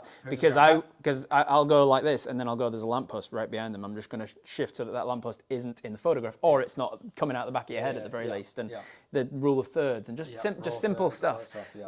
One of my favorite photographs is I was up the top of the Eiffel Tower with some friends, like backpacking or whatever. And we asked the guy to take a photograph of us, and he took it straight on, rather than lifting it at all. And so rather than having the five of us with the lit up, the night sky and the lit up lights of Paris all behind us, and the Arc de Triomphe and all this, it was just us and a chain link fence and nothing, no lights, no stars. It's just us. I was like, that's what we wanted. That's the evidence that we're in there. I was like, it's one of my favorite photos because I'm like, how bad at understanding just basic photography and composition do you have to be like, this is maybe just this angle. We get the lit up, the lights of Paris. That'd be beautiful. Anyway, I've always liked that stuff. So I can imagine like chasing somebody down doco style and being like, and then you get to them, they're having the discussion, and instead of just being like, this is the discussion, you can be like, if I angle it this way though, I get that in the background. And Well, it's like I've always enjoyed. So one of my first jobs out of film school was I worked on a fishing show. Right. So straight up doco kind of stuff, but fishing is really slow and boring. So I got to do some really cool cinematic stuff where like I'm waiting for 2 hours, so I'm doing like real close up things of like knots and like slow-mo things and time lapses of entire like tides and stuff like that. And then when it came to the doco side of it was actually when I got most interested, because they're fucking ripping on a fish and I'm moving around, I'm trying to get like a shot of the face, and then the guy behind me starts talking, I whip over to him and so focus pull as well, you're doing all focus that pulls stuff. and all that kind of stuff, and I'm like I'm on like a what was it, a PD 150 I think it was called, and it's a camcorder, and so not the most cinematic looking thing, but it's just like, but if you drop back and you go a little bit like longer lens, you can get a little bit of depth of field going and all this kind of stuff. And so I was always kind of thinking about that kind of stuff. And so when I came to doco, when I came out to Auckland after doing that, and got really into doco stuff. I was also doing lighting, so I was like, cool. How can I do lighting and also do that sort of doco thing? So I was doing stuff for a show called Attitude, which is about a show about people who live with disabilities and things like that. So it's not like a fast-paced doco. So I'd be like, cool, okay, I have one light. I'm going to go outside. I'm going to pump it through this, through the hair. So you get this like strike of like light, kind of going on. And then I just go in there and I just rock around and use that as like my main source and kind of move around. And I love when people are having a convo, just kind of like, you go in a two-shot and then you kind of zoom in on one person who's really taken over the conversation, and the other person's like, what? And you kind of come over there, and I love that kind of movement. I talked about it before. I love movement and what we do. Like it, I think movement can really tell a huge part of a story. And it's just like, okay, well, if two people are talking and then you start to like really resolve on something, that person's commanding this conversation. Like that, and just by doing that, you've now like gone, this person's leading this conversation. That's an important kind of thematic thing. And like if you're to be doing a drama, that's what your mind starts going. They're leading the conversation. It starts like kind of coming in on them, and then the other person reacts, whip over to them, and a shock reaction or something like that. So you can get almost to the level of like jump scares of like you can remind somebody, oh, this person was in the conversation the whole time, and we forgot it as an audience because like we were focused on this person, and that's what the storyteller wanted. They wanted you to be like, oh yeah, forget, like, really empathize with this person's point of view. This is the person that that I'm making with the movement of the camera and the composition and stuff. I'm making this person be like the one you should be empathizing with, and then you cut across and you're reminded of just from a reaction shot. You're like, oh yeah, that person. Oh no, no, he was in the right. It's an interesting thing, and I think a lot of those kind of people. Some people think like doco is just like you're just capturing reality. It is to a degree, but there is, I think, a really good doco shooter can also think about what. Like they're listening to what's being said as well and reacting to it just as much as just capturing it. Yeah. So it's like I would love to, and I think my team would be very good at it, but there's a few other people. If we were to do a werewolf, I have like 3 other names who I'm like, I would get these people and I would give them cameras and I'd be like, you follow these people, you follow these people and all this kind of stuff. Because I know that they would be like, they'd be thinking about that sort of thing. Yeah. Of like, cool, we're in this like intimate little thing. It's like, oh, you know, and then here, on the side of their eye, they see someone like listening and they'll like go, and like, we know what you mean? Like, and it's people who are aware of the situation, who are aware of the conversation, who are aware of the implication, and they just go, okay, I can create something out of this that's not just I record this. It's a great place to be when you've got like a network that you genuinely know and you know their work and you know what's because like you can then go, this person would be perfect for this role, and it's not just like nepotism. That guy's great because he's my friend or whatever. I know, it's like your best friend, whatever. We work together on a whole bunch of things, but you're not right for this because this person is the better person for the type of thing that I know this is gonna be. Same with when I'm doing Dungeons and Dragons stuff. When I'm doing like one shots on my channel or anything I've got a charity one coming up in December, and I'm thinking through like the style of the gameplay, how much comedy it's going to be, the whether it's rules heavy, rules light sort of system. I'm thinking who's going to be a good draw, like who's going to really thrive in that particular game, and it's and having that network of people to draw from and being like, you know what, I'd love to play a game with that person. I think this person would be great, but I've never actually played with them, so let's bring them in and try it. These 2 people will go really well. That's another thing. I was talking to somebody about casting a few weeks back about like the importance of understanding how people will work together when you're casting as well. Not just like, are they perfect for the role, but are they perfect for the role with this person in the other role? Yeah. Is that going to work? We think about that a lot with Viva stuff of like the guys are, you know, the main players of board and all this kind of stuff. And it's like, okay, cool. We need someone to play a detective and they're going to interact with Ron. Yeah. Okay, we need someone who understands really, what Ron brings, and going to play off of it and all that kind of stuff. So like we do auditions, but a lot of the time it's just like I've worked with this guy before, or I work with this person and gone. We gel really well together. But are they? But then the other question is, are they right for a detective? You know, do they? Yeah, they've got that perfect sort of Rowan Ben energy or whatever that we want for this scene. Yeah. But they're not. They wouldn't. Nobody would buy them as that particular role. Yeah. But then I also really love pitching the opposite of, you know what I mean? Like, so, and board we had, I forget her name, but we had a security guard. Right. And I forget her name.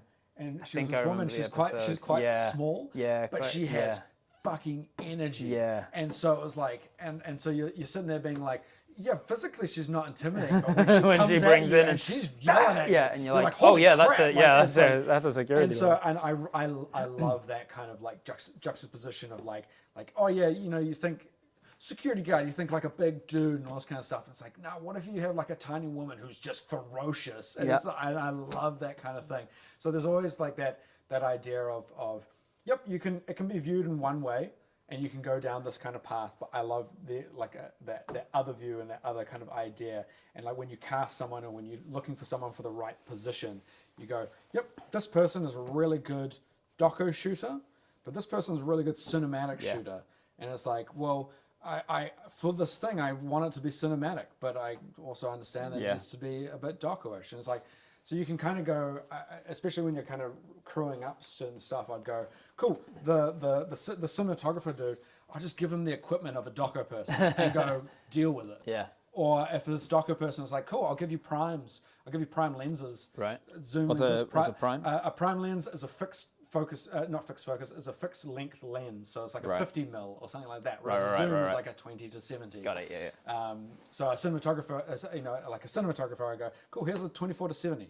Like do what you got to do with that. Yeah. Or if I go with a docker shooter, I'll be like, cool, you got primes. Just see what you can do with just like a fixed, fixed lens. You're fixed off to a certain lines. What can you do? You're out of your elements. I do that to myself quite often. Like every Halloween, I've got an on-running series on my channel called Twitch Tales, which is just the name for when the D&D when the chat are the ones who are controlling the characters. Oh yeah, cool. It's not always D&D. It's not always the same story. It's just Twitch Tales is the overarching name for when I'm doing chat plays, essentially.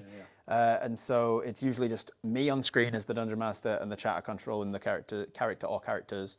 And every Halloween I do a one-shot that's like a spooky thing. And every Halloween I give myself the challenge of going, let's try a different genre. Cool. So this year I did Lovecraftian, and I like really lent into. I did a lot of research into listening to and watching some Lovecraftian stuff, watching like vlogs and video diaries and things of people analysing Lovecraft's work and what is it that makes it Lovecraftian, not just cosmic horror in general, but specifically Lovecraft. And I did my best to include all of that into it. I think I did a pretty good job. You'll probably be seeing this before that is out, but you'll see it every Halloween. I put the previous year's Halloween out onto YouTube. Cool. So I do it on Twitch every Halloween, and then I take the VOD, edit it down a bit, and then put it on YouTube the next Halloween. So I did Lovecraftian this year. I did like a psychological, lots of paranoia and gaslighty kind of stuff. The year before that was straight up slasher, as like a werewolf chased them through the woods kind of thing. And I try and give myself that challenge because like in a similar way with the lenses, I'm going, I've never done this before. This is interesting. Let me try. Let me see if I can do this. Yeah, I have a knowledge of this. Yeah. Here are my tools, but I kind of want to do something a little bit different. Let's so see I'll take different tools and I'll take different knowledge and I'll see what I can see if I'm any good at telling slasher stories. Maybe I fall flat and I go, that's not what I'm good at. Or whatever. I don't want to keep you forever, and we've got limited time. So I did ask my Discord if they had questions for you. I was like, hey, interviewing Tom the cameraman. Let's see what they've said. Sarah asks, had you played D&D before D&D campaigns with the Viva, and if not, is it something you consider playing now? We've talked a lot about that. And you're very much engaged played before Viva, played it since, love it, would happily play more. Continue to be playing forever. I'm probably going to be continuing playing forever. Centauri asks, we've heard and seen the players reacting to your snickering off screen and loved every moment of it. What has been your favourite moment so far? To be honest, I couldn't bring anything straight off the top of my head. When I laugh, it's usually because I just don't expect it. It was something that came out of the blue. It's that idea of I love improv so much that when someone nails something, I can't help but just like burst out laughing. I've mentioned before a few times that especially back in the old place when we used to film for like a full day and we'd go morning and then we'd break for lunch and whatever. A couple of times you'd come up and be like, that thing you were saying, is that you were alluding to this, right? And so Centauri's also asked, what connection were you surprised that the boys haven't made in the moment? Is there something that you've picked up on? Because you get the benefit of being like kind of watching it more of a viewer than they are, because they're like focusing on their character, and especially in a moment they might miss something I've said or miss something the other guys have said, but you kind of get the benefit of putting it together. I think one time I something about Yaris Goldhorn. I can't remember. To be honest, it's a long time ago, and we've done a lot of things since. I remember thinking. I remember being like, I was like, I think it was Yaris. I think you came up to me and was like, it was something he said, and you picked up on it and they didn't, and you were like, he mentioned so and so, and that's relevant. That was in reference to this other thing, right? And I was like, yeah, and you're like, There's been a lot of times where because the guys play so infrequently, they forget things. Yeah. There'll be times where I'm just like, oh, that's in reference to that thing, and I'm sitting there being like, say this. Come on, just say this. It's this thing. It's this thing. That's a hint to the thing that you just talked about before. Yeah, you just talked about before.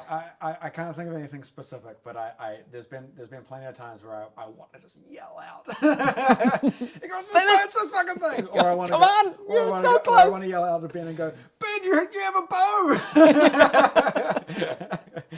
I love in the table session we filmed yesterday.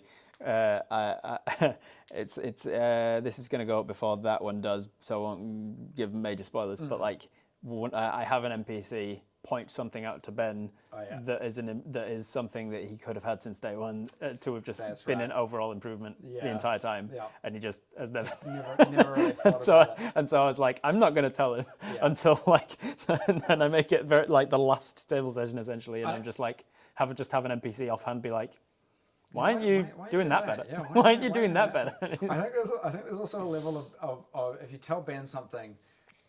If he didn't come up with it himself, he's just like, no, I don't want to do it. Because so many times I'm just like, you know, like what you should be doing with what's it, right? And he's just like, yeah. I'm like, you can use them, you can get advantage all the time.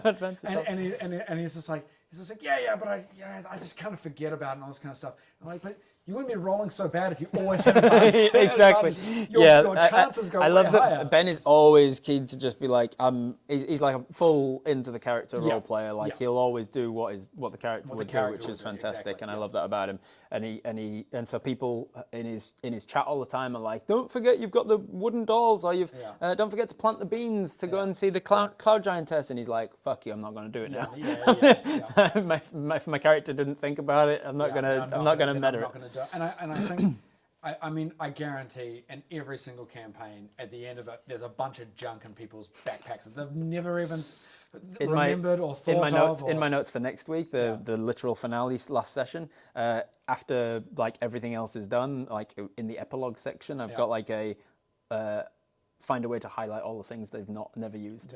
And I'm going to go through their D&D Beyond sheet and be like, they've never used that, or that. And I'm going to just have like I'm probably just going to put like an NPC in there that's like, hey, you don't happen to have a magic so-and-so of thingy-bobbing, do you? Like, I do actually. No, they'll probably be like, they'll all go, no. No, why would we have that? It's like, I know for a fact that you have this fucking thing. I gave it to you in episode 20. Fella says, how hard is it to film and follow along without interfering in the gameplay in any way? Well, we just talked about that. Just talked about that. Many times I want to yell out, but I hold my tongue. But however, I sometimes do laugh. Yeah. Batmurp asks, what's the most annoying issue you've had with the camera while filming? Some issues that we've had is that the board crashes. The live stream board that we have. So I'm on this side of that, and I never know what. I just know that we're waiting for the board. At a certain, every once in a while, because I'm like live switching between all the things because we do live cutting. It saves time at the end. So they are all filming. They're all everything. They're all filming individually. But you can. And then it all goes to a live stream board where I can like live cut. And so the editors get a file that is with your live cuts, and it's predominantly done, and they can be like, because originally we used to just roll all the cameras and then post. Editors have to go through everything, edit everything, and all that kind of stuff, and it really like clog things up. Of like you're cutting nearly 6 hours worth of stuff a lot of the time. So I live cut now, and all of a sudden things just don't. They stop cutting, and it's still technically rolling, but I can't do anything, and so we have to cut. I have to pull everything apart, take it up to the editors, and make sure nothing's corrupted and all this kind of stuff. And I find that to be a little irritating. And I've looked up online, and people are like, you shouldn't be like rolling for that long. And I'm like, it's a live stream board. Like how are you going to do these like live things if you can't roll for like 4 hours? It's not designed to go for 4 hours. Well, it should be. And they're like, you should have another like board attached to it as like a backup. And I'm just like, that's a lot. I don't want to have to do that. So we just cut. Like, luckily, we have the ability to kind of stop, and it's not like if it was in front of a live audience, I'd be like, oh, fuck. Yeah. We rarely lose anything from that. Like, it's usually like, we lost that last line that you said, so just give Adam that prompt and ask for that check again. Yeah, exactly. It's never anything too painful so far. But then there have been times that like a camera Actually, probably the most annoying thing is if I haven't properly checked focus on something, and I look back at the footage and I go, "That's that probably." And I go to post, and I'm just like, "Can you just sharpen this image up a little bit for me? Like, just the focus is just a little bit, like it's not here; it's like behind here." Yeah. Like, oh, fuck. Have you been the camera guy for D&D from the start? Yeah, Yes, pretty much. The very first time that we filmed, I had to just cobble together some cameras and just film some stuff, and then we got the very first D&D thing we did was in Adam's house in his lounge. Yes. Just like we blacked out the windows, and there was just the three of them and me. Yeah, that's right. And it was just you. It was just me, and Yeah. we used some like GH5s and our Panasonic cameras, Yeah. and like just whatever I could kind of cobble together. And I think audio-wise, it was just like a shotgun mic that was like picking up everything. Yeah, I think it was. I don't even know what happened to that footage. It's on their Patreon. It is on? Maybe they've. I think it might still be on Patreon rather than on their Viva Plus. Yeah, I don't know if it'll be on Viva Plus. I can't imagine It's just it'd their be very Patreon. good to be. It's to be no. honest. Well, it was at a very huge growth stage for them. I was with them since before they hit 100,000. I want to say. Right. Yeah. I definitely was with them before they hit 1 million. I remember that. Yeah. I think it was around 100,000 views that and they were like, they started going, we have to start cultivating and curating what's on our channel, thinking about like growth and what do they call it, like the production quality essentially. Yeah. And so they filmed it. They looked back and went, it's not exactly what we want for the YouTube channel. We'll put it on Patreon because we're still proud of it and the work that we did and stuff. But I think the quality is not quite to where we want the public seeing. Yeah. That way, like super fans who are already paying for to support us on Patreon, they're gonna be more forgiving than general public audiences. Yeah, exactly. So it is still out there, and it is a campaign that it was a one shot that I'm very proud of. Still, it was it was a good story. It wasn't D&D much. I basically just like I took who their characters were from Epic NPC Man, and I was like, I'm gonna make an entire like. Shopkeeper class essentially, and I'll simplify a sorcerer class, and basically I gave each of them like a d20 table. Anything you want to do, roll a d20, and if you roll high enough, you can do it. Yeah, right. Yeah, so I was the cameraman all the way back then, but then we got a company, I think it was called Lowtech, who came in and did the multicam stuff, but I was still there to kind of monitor things and like I was operating your camera. You did Descent into Avernus, right? We filmed it in the green screen in TVNZ, I think. Yes, we did. Actually, yeah, we did do that. Yeah, so we, yes, I've been the D&D cameraman for quite a while, but Then we had I remember the company actually. Now you mention it in the old space. Yeah, in the old and Settlers and all that kind of stuff. But I wasn't really running that. I vaguely remember like hearing people like grumbling about them in general, being like they didn't do a great job of it or something. It's just like it was just like the cameras that they use. They're like they can be they're more for like live events. Right. So it's like you can remotely operate them and do all that kind of stuff, and we didn't really need that. And so the image I never really enjoyed, and to be honest, I didn't really like the space either. Oh. I found that place to be very hard to film in. The room was not exactly audio great. No, it's just like tile and echoey brick tiles and the whole thing is on the piss as well. I don't know if you remember that. Yeah, everything was a little little off. so you could never really like marry everything up, and it was always like the massive wooden door behind me. Great. That's all we can really say about it. They had like some suits of armor and stuff like that. And it's just like, I don't really. Is this worth this drive all the way out West Auckland every time? I fully took control of the look of D&D when we moved into here, and so like when we built the tavern lighting and through all the the windows lighting and doing all that kind of stuff was when I'm still like and still even now to this day we're still, even with this new one, we've moved the table, we're changing the lighting, we're doing things and all that kind of stuff, but I'm really hoping by next year I want to like lock down. The table is here, you know what I mean? Because it's always, because we use this space a lot for other filming, we always have to move everything. Okay. And so I would really like to like lock it down and go, cool, the lights are locked down as well as to where they go. And I would love to be able to go, what have you got kind of planned? Yeah. There's a storm, there's a thing, I want to be able to like, I want to be, because you can program all the stuff into the aperture lights that we got given. There's a bunch of stuff that you can do with them. But the problem is that you need time before. You can't do it on the fly. You can't do it on the fly. Give me a lightning bolt, like we did in the Halloween thing. You found it. On the thing, and there it is, you know, kind of thing. Yeah. And so I would love to go, and I know like you and Ben have, Director Ben have been kind of like, okay, here's some like things that are coming up and like all this kind of stuff. And so I would love to basically be kind of a part of that and go, cool, they're going into a fucking volcano. And Ben gives me heads up on certain things where it's like, the vibe is volcanoes and reds. And that took some work on my part when Director Ben did come on board, and I had to suddenly go like, there's somebody else who relies on me knowing what I'm going to be doing in the session, and Ben sort of had to drag it out of me, kicking and screaming, for me to be like, I don't know. It's an improv game. I don't know what they're gonna. In a sense, especially as they get to the later level and Barradoon gets like teleportations and stuff. I'm like, they could be anywhere. I don't 100% know. Yeah. I could kind of railroad them a bit, being like, you're going to Schmagenrog, you're going to whatever. But I was convinced at the end of Ewelin they were gonna when Zybilna is like, I can teleport you anywhere you want to go in the world. Convinced they were going back to Honeywood. I had a Honeywood arc planned. Yeah, I remember that. And they went, let's go to Schmagenrog and talk to the fire giants.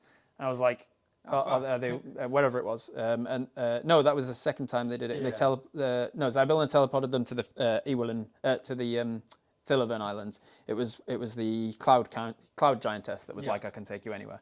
I can take you anywhere. My cloud castle can go wherever you want in the world. Convinced they were gonna go to Honeywood, and they went to Schmagenrog instead.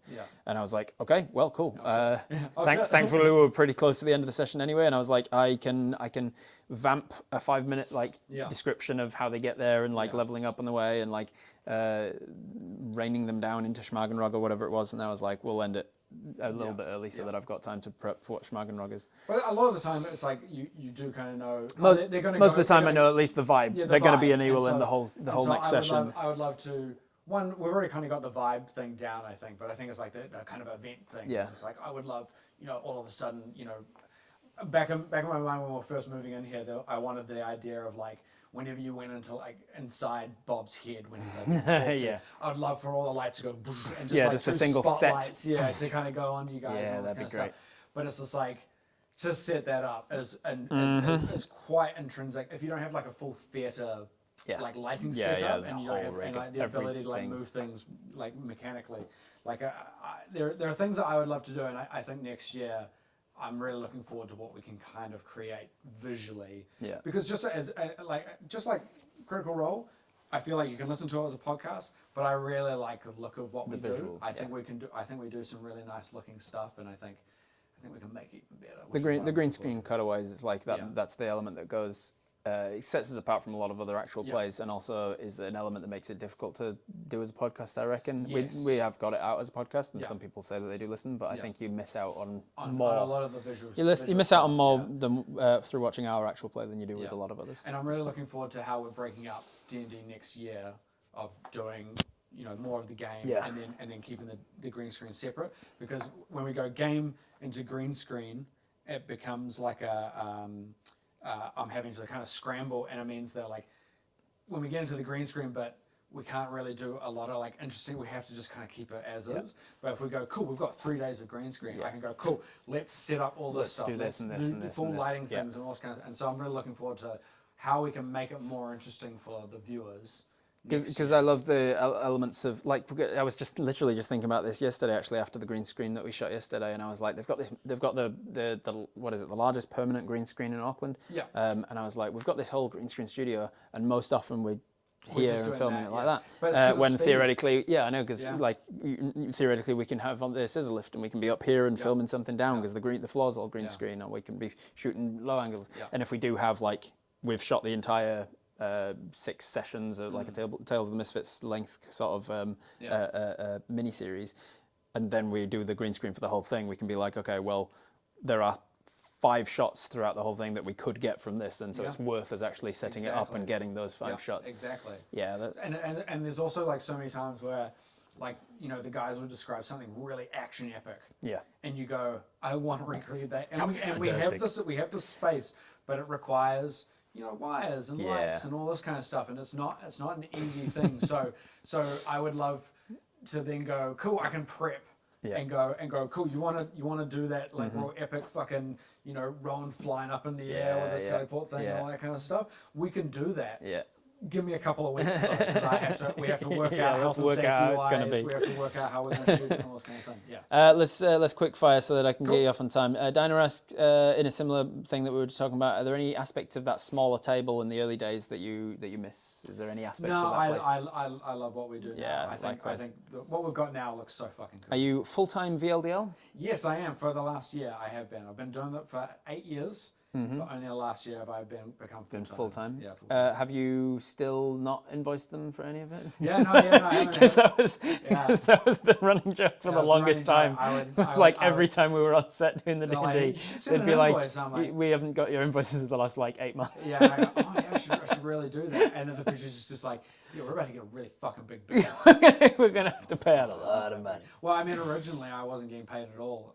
On the weekends, we were just like... One of the questions somebody asked was we heard you started as a volunteer or whatever. Why? What was that about? So I knew Adam from ages before. I've been known for this for 8 years now. I knew Adam before that, but I didn't know about Viva. Alan was actually the one who brought me on because we were working at an awful corporate place called NZME. Right. Awful place. And he was just like, we're doing a weird thing on the weekend. Can you come help out? Do you want to come? And I was like, yeah, fuck it. I got nothing on the weekend. So I would go help out, and I really enjoyed doing. I started on Epic NPC Man, and I started doing board with them and all that kind of stuff.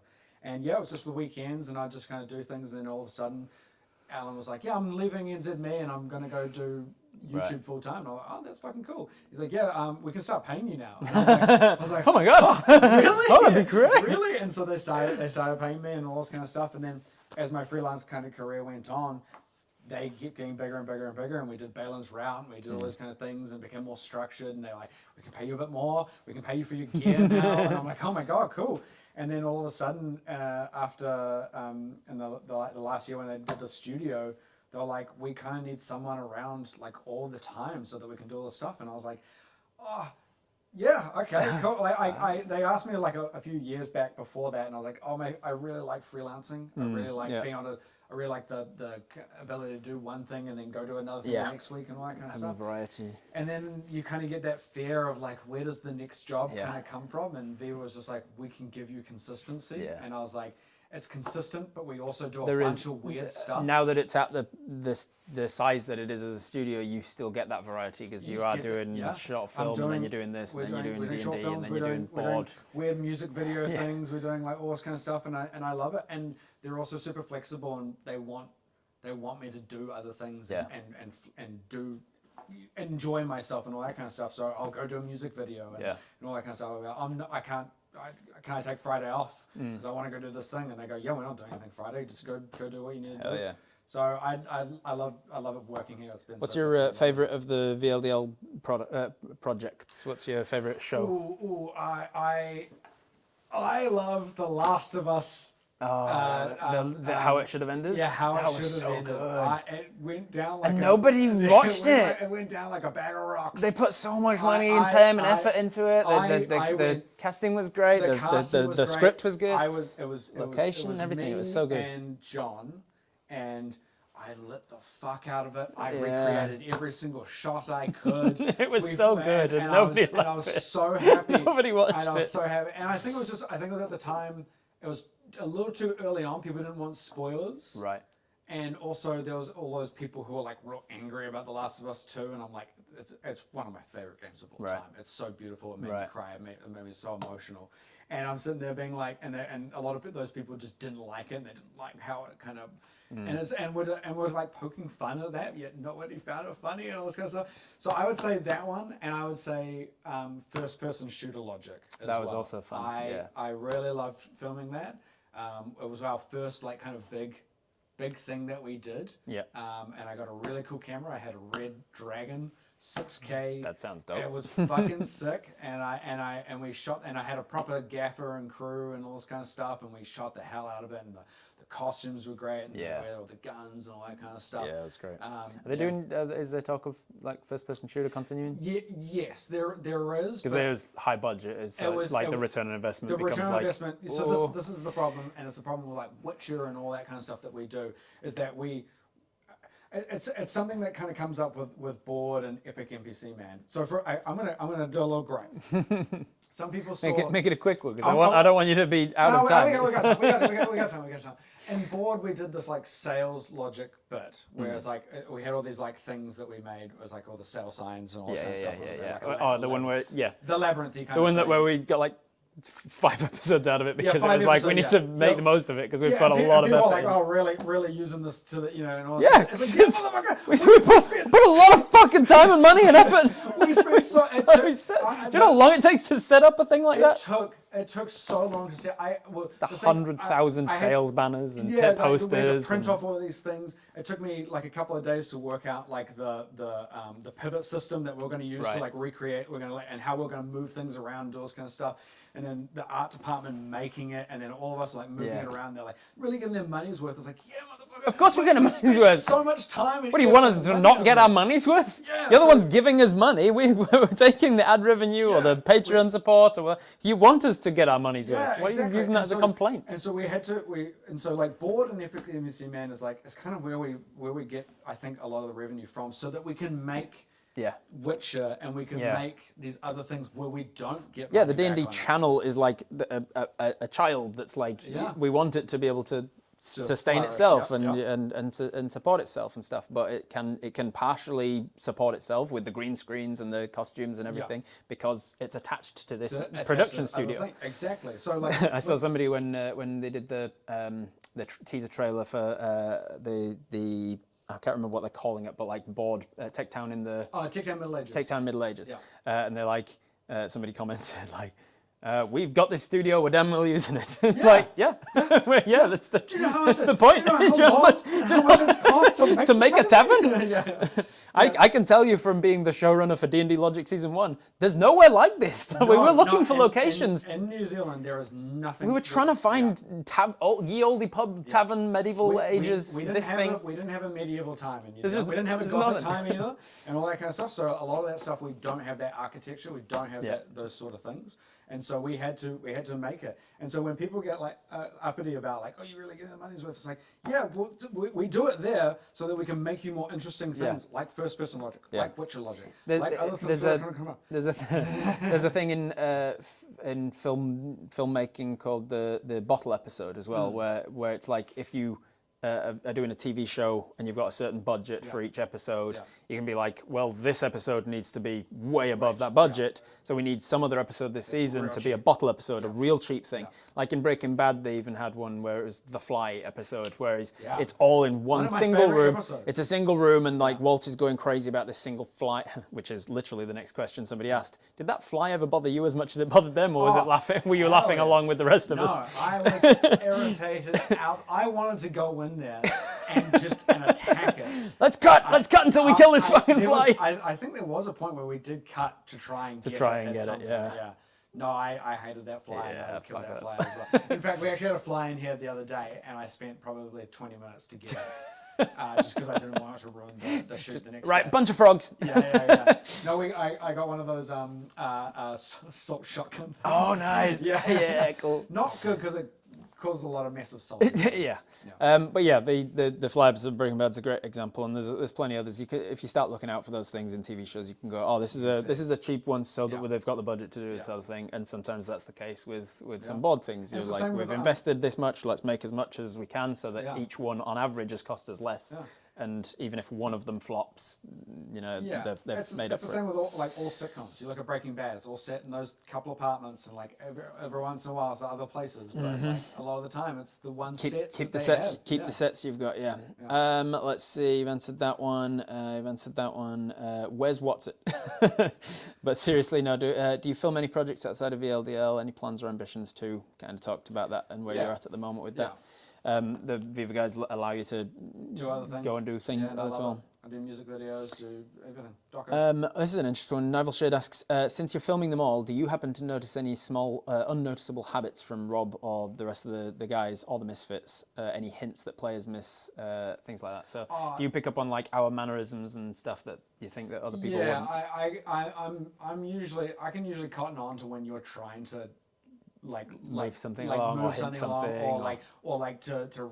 you're trying to prod someone to remember something, and I'm sitting there being like, or like you're trying to do something cheeky, and you'll like give a look to camera. I see every look to camera. Yeah. Like I'm always like, oh, something's up, something's kind of happening, all this kind of stuff. One of my favorite ones of that is back when they were going to fight the red dragon, and I called it herringbone. It was a red herringbone, the dragon, and it was already dead. And that was planned from the beginning that this stone giant had already killed the dragon. I even seeded it in a dream to Bob, like way before, like when he had a level up dream or something, and he was the dragon. He was and he was looking at a dead, desiccated dragon in a cave, and then he walked outside and fired Eldritch Blast at himself, essentially. And so I'd seeded that whole thing. I even like took that dream and I reminded him of it before the session where it was going to become pertinent. And I was like, remember there was a dream, just for no reason, just remember this dream you had. And it still wasn't enough that they went up the mountain to meet this dead dragon. But earlier in that Sable session, Rowan just rolled randomly, as he is wont to do. And Ben just joked, "Oh, is the dragon dead now?" And I went, "Yes, it is." And I looked at the camera and then just looked back down again. It was fantastic, because then later people go back and rewatch it and go, "Oh my God, he fucking told them the dragon's dead," and they just took it as an extension on Ben's joke. Yes, I see a lot of that stuff. I also see when Ron's back is starting to fuck. I can see him like moving around. Oh my God, like that you guy. can start a countdown. He's going to be getting up soon. Let me make sure I'm on pretty much, yeah. I next year we're hoping to get better cheers for them. Of like something that's a bit more. It was when I joined them for Ryoko's guide that I first was like, man, this is what you have to put up with. This is what you have to put up with. They look good. And the problem is they look good, and then they sit on them and you can't see them. So, What's the point in them looking good? Oh, we should just give them like some Herman Miller, like really good back support, like kind of things. Tara asks, what's your favorite piece of kit for filming? Lenses. I fucking love lenses. Yeah, big lens guy. I'm a big lens guy. How do the old Viva skits, the ones that they took turns filming, look to you, technical and skill wise? Like, do you see all of their old stuff and go? Well, because they're all filmmakers. They all come from filming backgrounds. Like the Alan and Adam and Rowan, they've all done stuff for other companies and whatnot. So technically wise, great. I really love the ropiness of like the original stuff. Even when I first kind of came on, a little bit shaky. A little bit shaky. Yeah. I was using a GH5 and things like that, and a DSLR, and like I would kind of keep that kind of vibe of like maybe like I see a lot of people really fucking hate it now. Because we do it a lot for like Office Logic and all that kind of stuff, of like the slight reframing of things. I really enjoy that stuff. I love that kind of stuff. I feel like it feels more dynamic. It feels like and the way that those things move can add another element of the comedy as well. Exactly. Like, punch in on like a little joke. And perfect examples of like the what's it called? Garth Marenghi's Dark Place. Yes. In some of those ones, like, there's like an exposition shot or whatever, and it's the whole outside of the hospital, and it zooms in on a window and then just reframes to a different window at the last second. Just like that stupid shit. There's like another character in the comedy. It's so good. It's done well. I love their ropiness. We've kind of gone away from ropiness for a lot of it, just because it does kind of wear thin a little bit and all this kind of thing. But I try and bring it back. Use it sparingly, like with anything. We use it for Office Logic. Div that's coming up, we kind of did a little bit of that kind of thing, but I did it on a really nice lens. So I would say looking back at their stuff, they actually did some really good stuff, and there's a charm to that kind of ropiness, I think. Tara asks a question here. If you've with the camera quality of phones these days, this has been filmed on a phone. If they wanted to film an entire skit on phones, how do you think it would turn out, and how would you go about doing it as a DOP? There's a lot of like apps and programs now, like Blackmagic, which these cameras that we use. They have a Blackmagic app on Samsung and iOS, on Android and iOS, and I would use that. You can get like lens attachments for phones and stuff like that. I think Tilta do this like Cronus thing. It's a full like cage, and you can put lenses and like hand and all that kind of stuff. I would go full noise with it. I don't think I'd want to just film. When you see something that's been filmed on an iPhone or something like that, it's going to an external recorder. It's not being filmed directly onto that thing. It's using that as a sensor, but it's being recorded else. It's being recorded on something like cable wise and all this kind of stuff. So that's why like you see those commercials that's like filmed on iPhone look way better than anything that you've ever filmed, and it's because it's being filmed. It was being recorded onto another like offboard recorder. Right. Okay. And so, what is the difference like if you filmed it onto an iPhone? If you filmed it onto an iPhone, it's just like the compression and like all this kind of. To be honest, I'm not actually that up to date on like phones and like how good they are. Yeah. They're probably really fucking awesome now. Yeah. But like there was a point where we started doing YouTube Shorts and TikToky things and that kind of stuff, and they're like, we need to do some vertical things, and they're like, should we just do it on the phone? And I was like, oh, I don't really want to do it on the phone. They're like, okay, well the other option is we film vertically on a camera. I was like, I'll back myself into Just the idea of doing this with my camera. No, it's not. I hate it. I really do. I think when it comes to like how we view things, we don't view things like this. We view things like this. There is a reason why. Sure, a phone is vertical, but like our vision is wide. Yeah, and the difference is our vision is wide and our hands are vertical. So when we made phones, it makes sense to ergonomically make them look like this. And they started off with like horizontal screens because the screen top, buttons at the bottom. Yeah. And then they became smartphones, and the whole thing is now the screen, but now it's vertical. Yeah. And I want everything, and it's also by doing vertical, a lot of it just becomes a person. Yeah. And you lose the environment, and I think the environment is just as important to like a story and all this kind of stuff. Like, I have issues with it all, but ultimately, yes, we could film on a phone. And sometimes I feel like. So your sort of because the next sort of same question was like tips and tricks and hacks to make it look better than just I filmed this on a phone. Like you'd get an app that's specifically for it, like Blackmagic specifically for it. Record it, actually do the recording off the phone itself. Off the phone. So if you can't do that, you can record it in the phone. Problems. But if you use the app, like Blackmagic, like it's a very good app. It gives you full functionality of like. If you're doing apertures and all that kind of thing. So I would if you're trying to make something look a lot better and you don't have a lot of budget, I think the best way in order to I think a lot of people think like filmic wise they're looking for like depth of field a lot of the time. Drop back and go on a longer lens, and it solves so many issues. If you can get like a 50mm and you can make one 50mm, I could if I had one lens, I could film all of Viva on one lens. Right. Like and that would be which? It would be like a 50mm, maybe a 35, just because we do a lot of wide stuff. Yeah. But like if you have space and you can just move around, you could do it off of one or two lenses. Yeah. Cool, good tip. If you weren't doing camera for Viva, what would you be doing instead?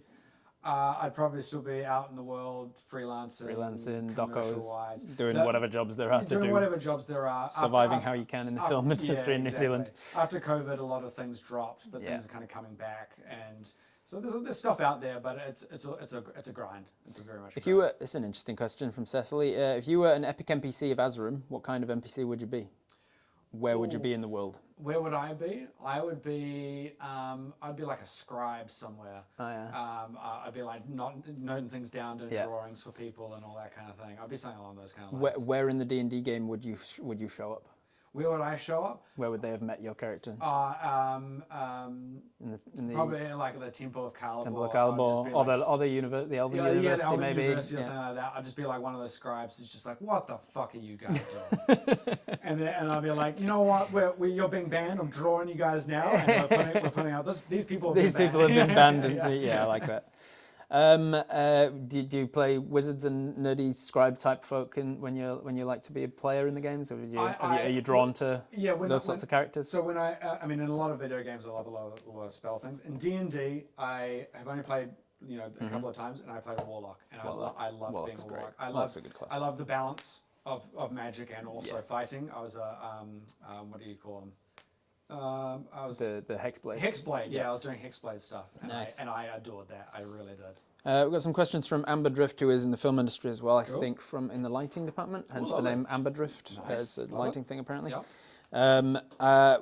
What's the camera setup like? So you've said we've got Blackmagic cameras. I don't know what the technical jargon is about all the cameras. For D&D, what models have we got? For D&D, we do Blackmagic. Yeah. Has it got like model numbers and stuff? We use Pocket 6Ks for for the crisscross, so for like the two guys on each side. Yeah. And we do a pocket 6K for the camera above because it's lighter. And then we have 3 studio 6Ks. One's your camera, one's the wide, and one's the long lens kind of roaming kind of one. And we have all Sigma lenses. I predominantly use a lot of Sigma. Even for our normal filming, I have Sigma Cine Primes, like my own lenses.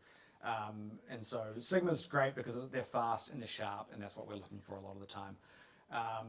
And then for like normal, just normal Viva filming, we use a Red Gemini, which is like one of my favorite cameras because it's just so flexible. Question from me, just prompted from that, did we get like a chance to like upgrade our stuff after the break-in and we lost a bunch of stuff? Or did we get the exact same stuff again? We got the exact same stuff. Right. When we did like a deal with Blackmagic and all that kind of stuff, and so we got a bunch of things. And then when the break-in happened, they stole the board, all the audio equipment, which was actually stuff that we bought, separately, which was real fucking annoying. And one of the cameras and one of the lenses. And luckily, insurance paid out, and so we managed to get everything. We have insurance, and also like it makes me go, how are they selling that? How do they? Because it's all serial numbers, right? And if you're in the market to buy like a really expensive camera, you're going to be looking to make sure it's not stolen. My theory is that stuff got sent to Australia. Right. I think we got sent to another country that I don't think people where they don't check it as stringently. Yeah, maybe. Which is a bummer, but and it hurt at the time. But they got our Red camera. They got the Gemini to the door. If they stole that, I would have been so bummed. Why did they not? I think they ran out of time. They got it to the door, and then when I came in the next morning, and I was like, why? The camera was like on the ground, like near the door, and the others were like kind of sitting there. I was like, why did you bring the camera? And they're like, we thought you put it there. I was like, no. And I look over, and all the stuff's gone. I'm like, we've been robbed. And they're like, what the fuck? And like everyone started running. It was chaos. I had a major panic attack. Yeah, I bet. Anyway. Yeah. Seeing how long table sessions are and used to even be longer, how often do you have to change batteries and memory cards and things? We don't have to change shit anymore. We used to have to change batteries, but now everything is hardwired in. It's all going to the board. We have enough card and everything to run we could run the whole day. Yeah, we used to pause all the time to like change batteries on the mics and things as well. We don't have to do any of that anymore, thankfully. Any of that stuff, I don't know this one, but maybe you do. It just says time code, yay or nay. Brackets or just out of budget. Time code, yes. Blackmagic, I'm gonna sing their praises. Okay. You link everything up to the board. Everything just talks to one another. It's so fucking good, dude. Like it has made our post process for D&D so much easier. Yeah. Like it used to be all these random cameras that we'd have to put into a timeline and sync up and do all this kind of stuff. But now they as soon as you SDI cable into the board, it goes, cool, that's my time code. And then you do that to all 6 cameras and they go, cool, that's my time code. And they all talk to one another. It's really, really good. Synced. That's good. Yeah, So hence why, and I've never really thought about it before, but yeah, I guess we've never had to be like, are we rolling? Cool, let's get camera 8, camera 3, camera 3. Yeah, that makes sense. The other questions Amber asks, I'm pretty sure you've answered already. Is it more of a set it and let it roll, or is there a dance about? So you're saying you're doing live cutting. How annoying is it when the guys decide to get up and wander around? Do you have a focus puller?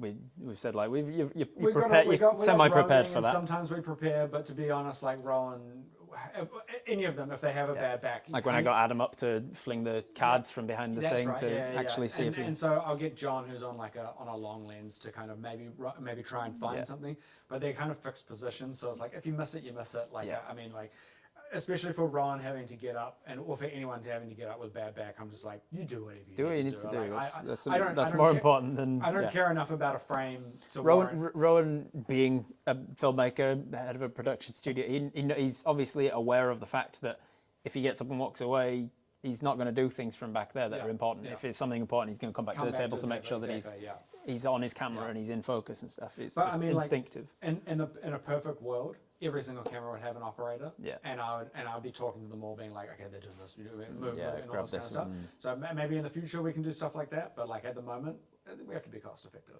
Centauri asks, how was working on the writing team for Survival Logic? Did you enjoy stretching a bit from behind the camera? Yeah, I mean, we kind of, it was more just like pitch ideas more than like full scripts or anything like that. I love a survival game. I'm all about that come up, you know. Yeah. So a lot of that kind of stuff. That was more for season 1. I wasn't really part of season 2 with that kind of, just because we had already established what it was. Established what it is, yeah. Yeah. It's a similar thing that happened with D&D Logic. Like I was there to be like, here's this premise, and then we saw, oh, it's successful. Let's do a season 2, and then I went back from showrunner to on the writing room team. Yeah, right. Yeah. Last couple of questions. Terry asks, would you like to be on camera much? Is there any enjoyment there? I used to fucking hate it. I used to always be super nervous, but I've kind of, you know, come to terms with myself and all that kind of stuff. It's not something that you're desiring. I don't desire it. You're okay with it when it happens, but not. If you guys were like, hey, we need someone to play D&D now on camera, I'd be like, yeah, fuck it, I'll happily do that. Cool. But in terms of acting, I can't act for shit. I've been in a couple of things, and there's this one skit where I had to say something about a package from Hawaii.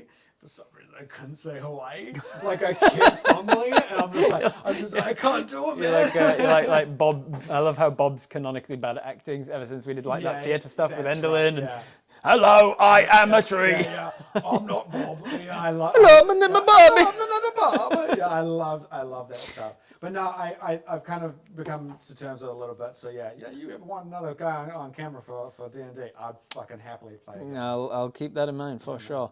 Last 2 questions. Matt says, when watching various content, what do you look for from the camera person point of view? Any creators that have impressed you? I mean, Greg Fraser, who did like the June stuff and the Batman and whatnot. At the moment, he's like my favorite kind of shooter. Right.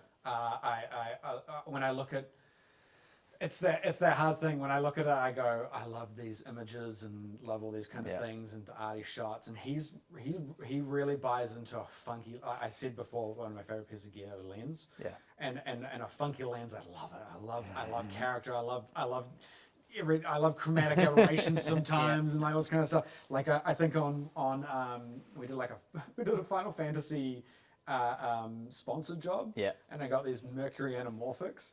And they're real funky looking, and I was shooting wide open the entire time, just because I was like, oh, I love how weird it looks and all this kind of stuff. And people are like, it looks real warpy and strange and all this kind of stuff. And I'm like, yeah, it's cool. It looks like Shogun, which, by the way, really good show. It looks real weird, and I love it. Last question then from Ghost Rider. What's the weirdest thing you've ever filmed? Brackets on the job. on Viva? on the job. I think they're just saying like, we don't want to know about your personal life. I've been offered some weird jobs. Oh yeah. But on Viva, I mean, fucking every block that we do, there's something weird, like Hamish covered in goo coming out of bed, or you know, something along those kind of lines.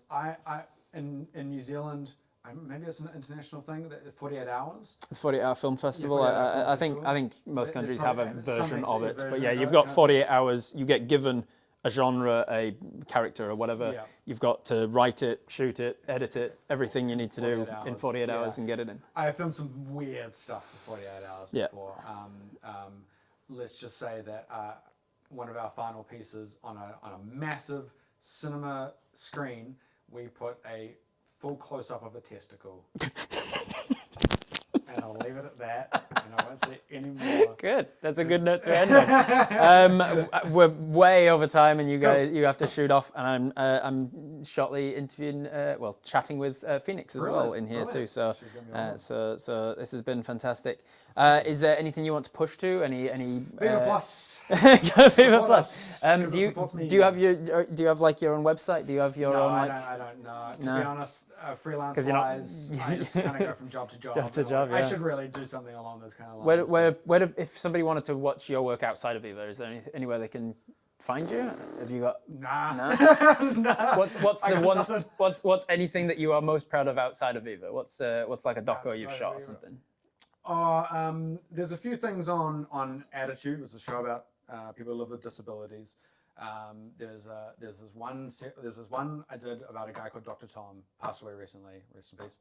And it's about mental health. Right. And if you can find that one on their website, I loved it. What website was it? On attitude.tv, I think Attitude.tv. something like that. It was. I shot it with one of my best friends, Sean, who's directing, and I loved the look. I loved the message. I loved everything that we did about it. I really enjoyed, and it's probably one of my favorite pieces that I've filmed. If you want to check it out. And another one, actually, I recently filmed a music video with Oshara as the director. Nice. Ben was the editor for Kiki Rockwell. Look up Kiki Rockwell on YouTube. It's called the song is called "Strange Premonition." We filmed it at night. It's like a throwback to like 80s slashery kind of things. I dig it. It's really cool. And the music is really awesome as well. I thoroughly love it. Well, that's the end of our short rest, which means we got Warlock spell slots back. Brilliant, thank you. If you're a wizard, you can arcane recovery some spell slots. Yep. You can get to roll a hit dice. You can get attuned to something if you want. Yeah. Attuned to the mask. Unfortunately, it is cursed. So, all right, thank you very much for joining me, man. Thank you so much. I very much look forward to Tuesday when we finish the Azarim campaign. It's going to be brilliant. For good. Awesome. Thanks, dude. See you next time. Friends, fans, and fine folk, don't forget to comment on the video for the algorithm.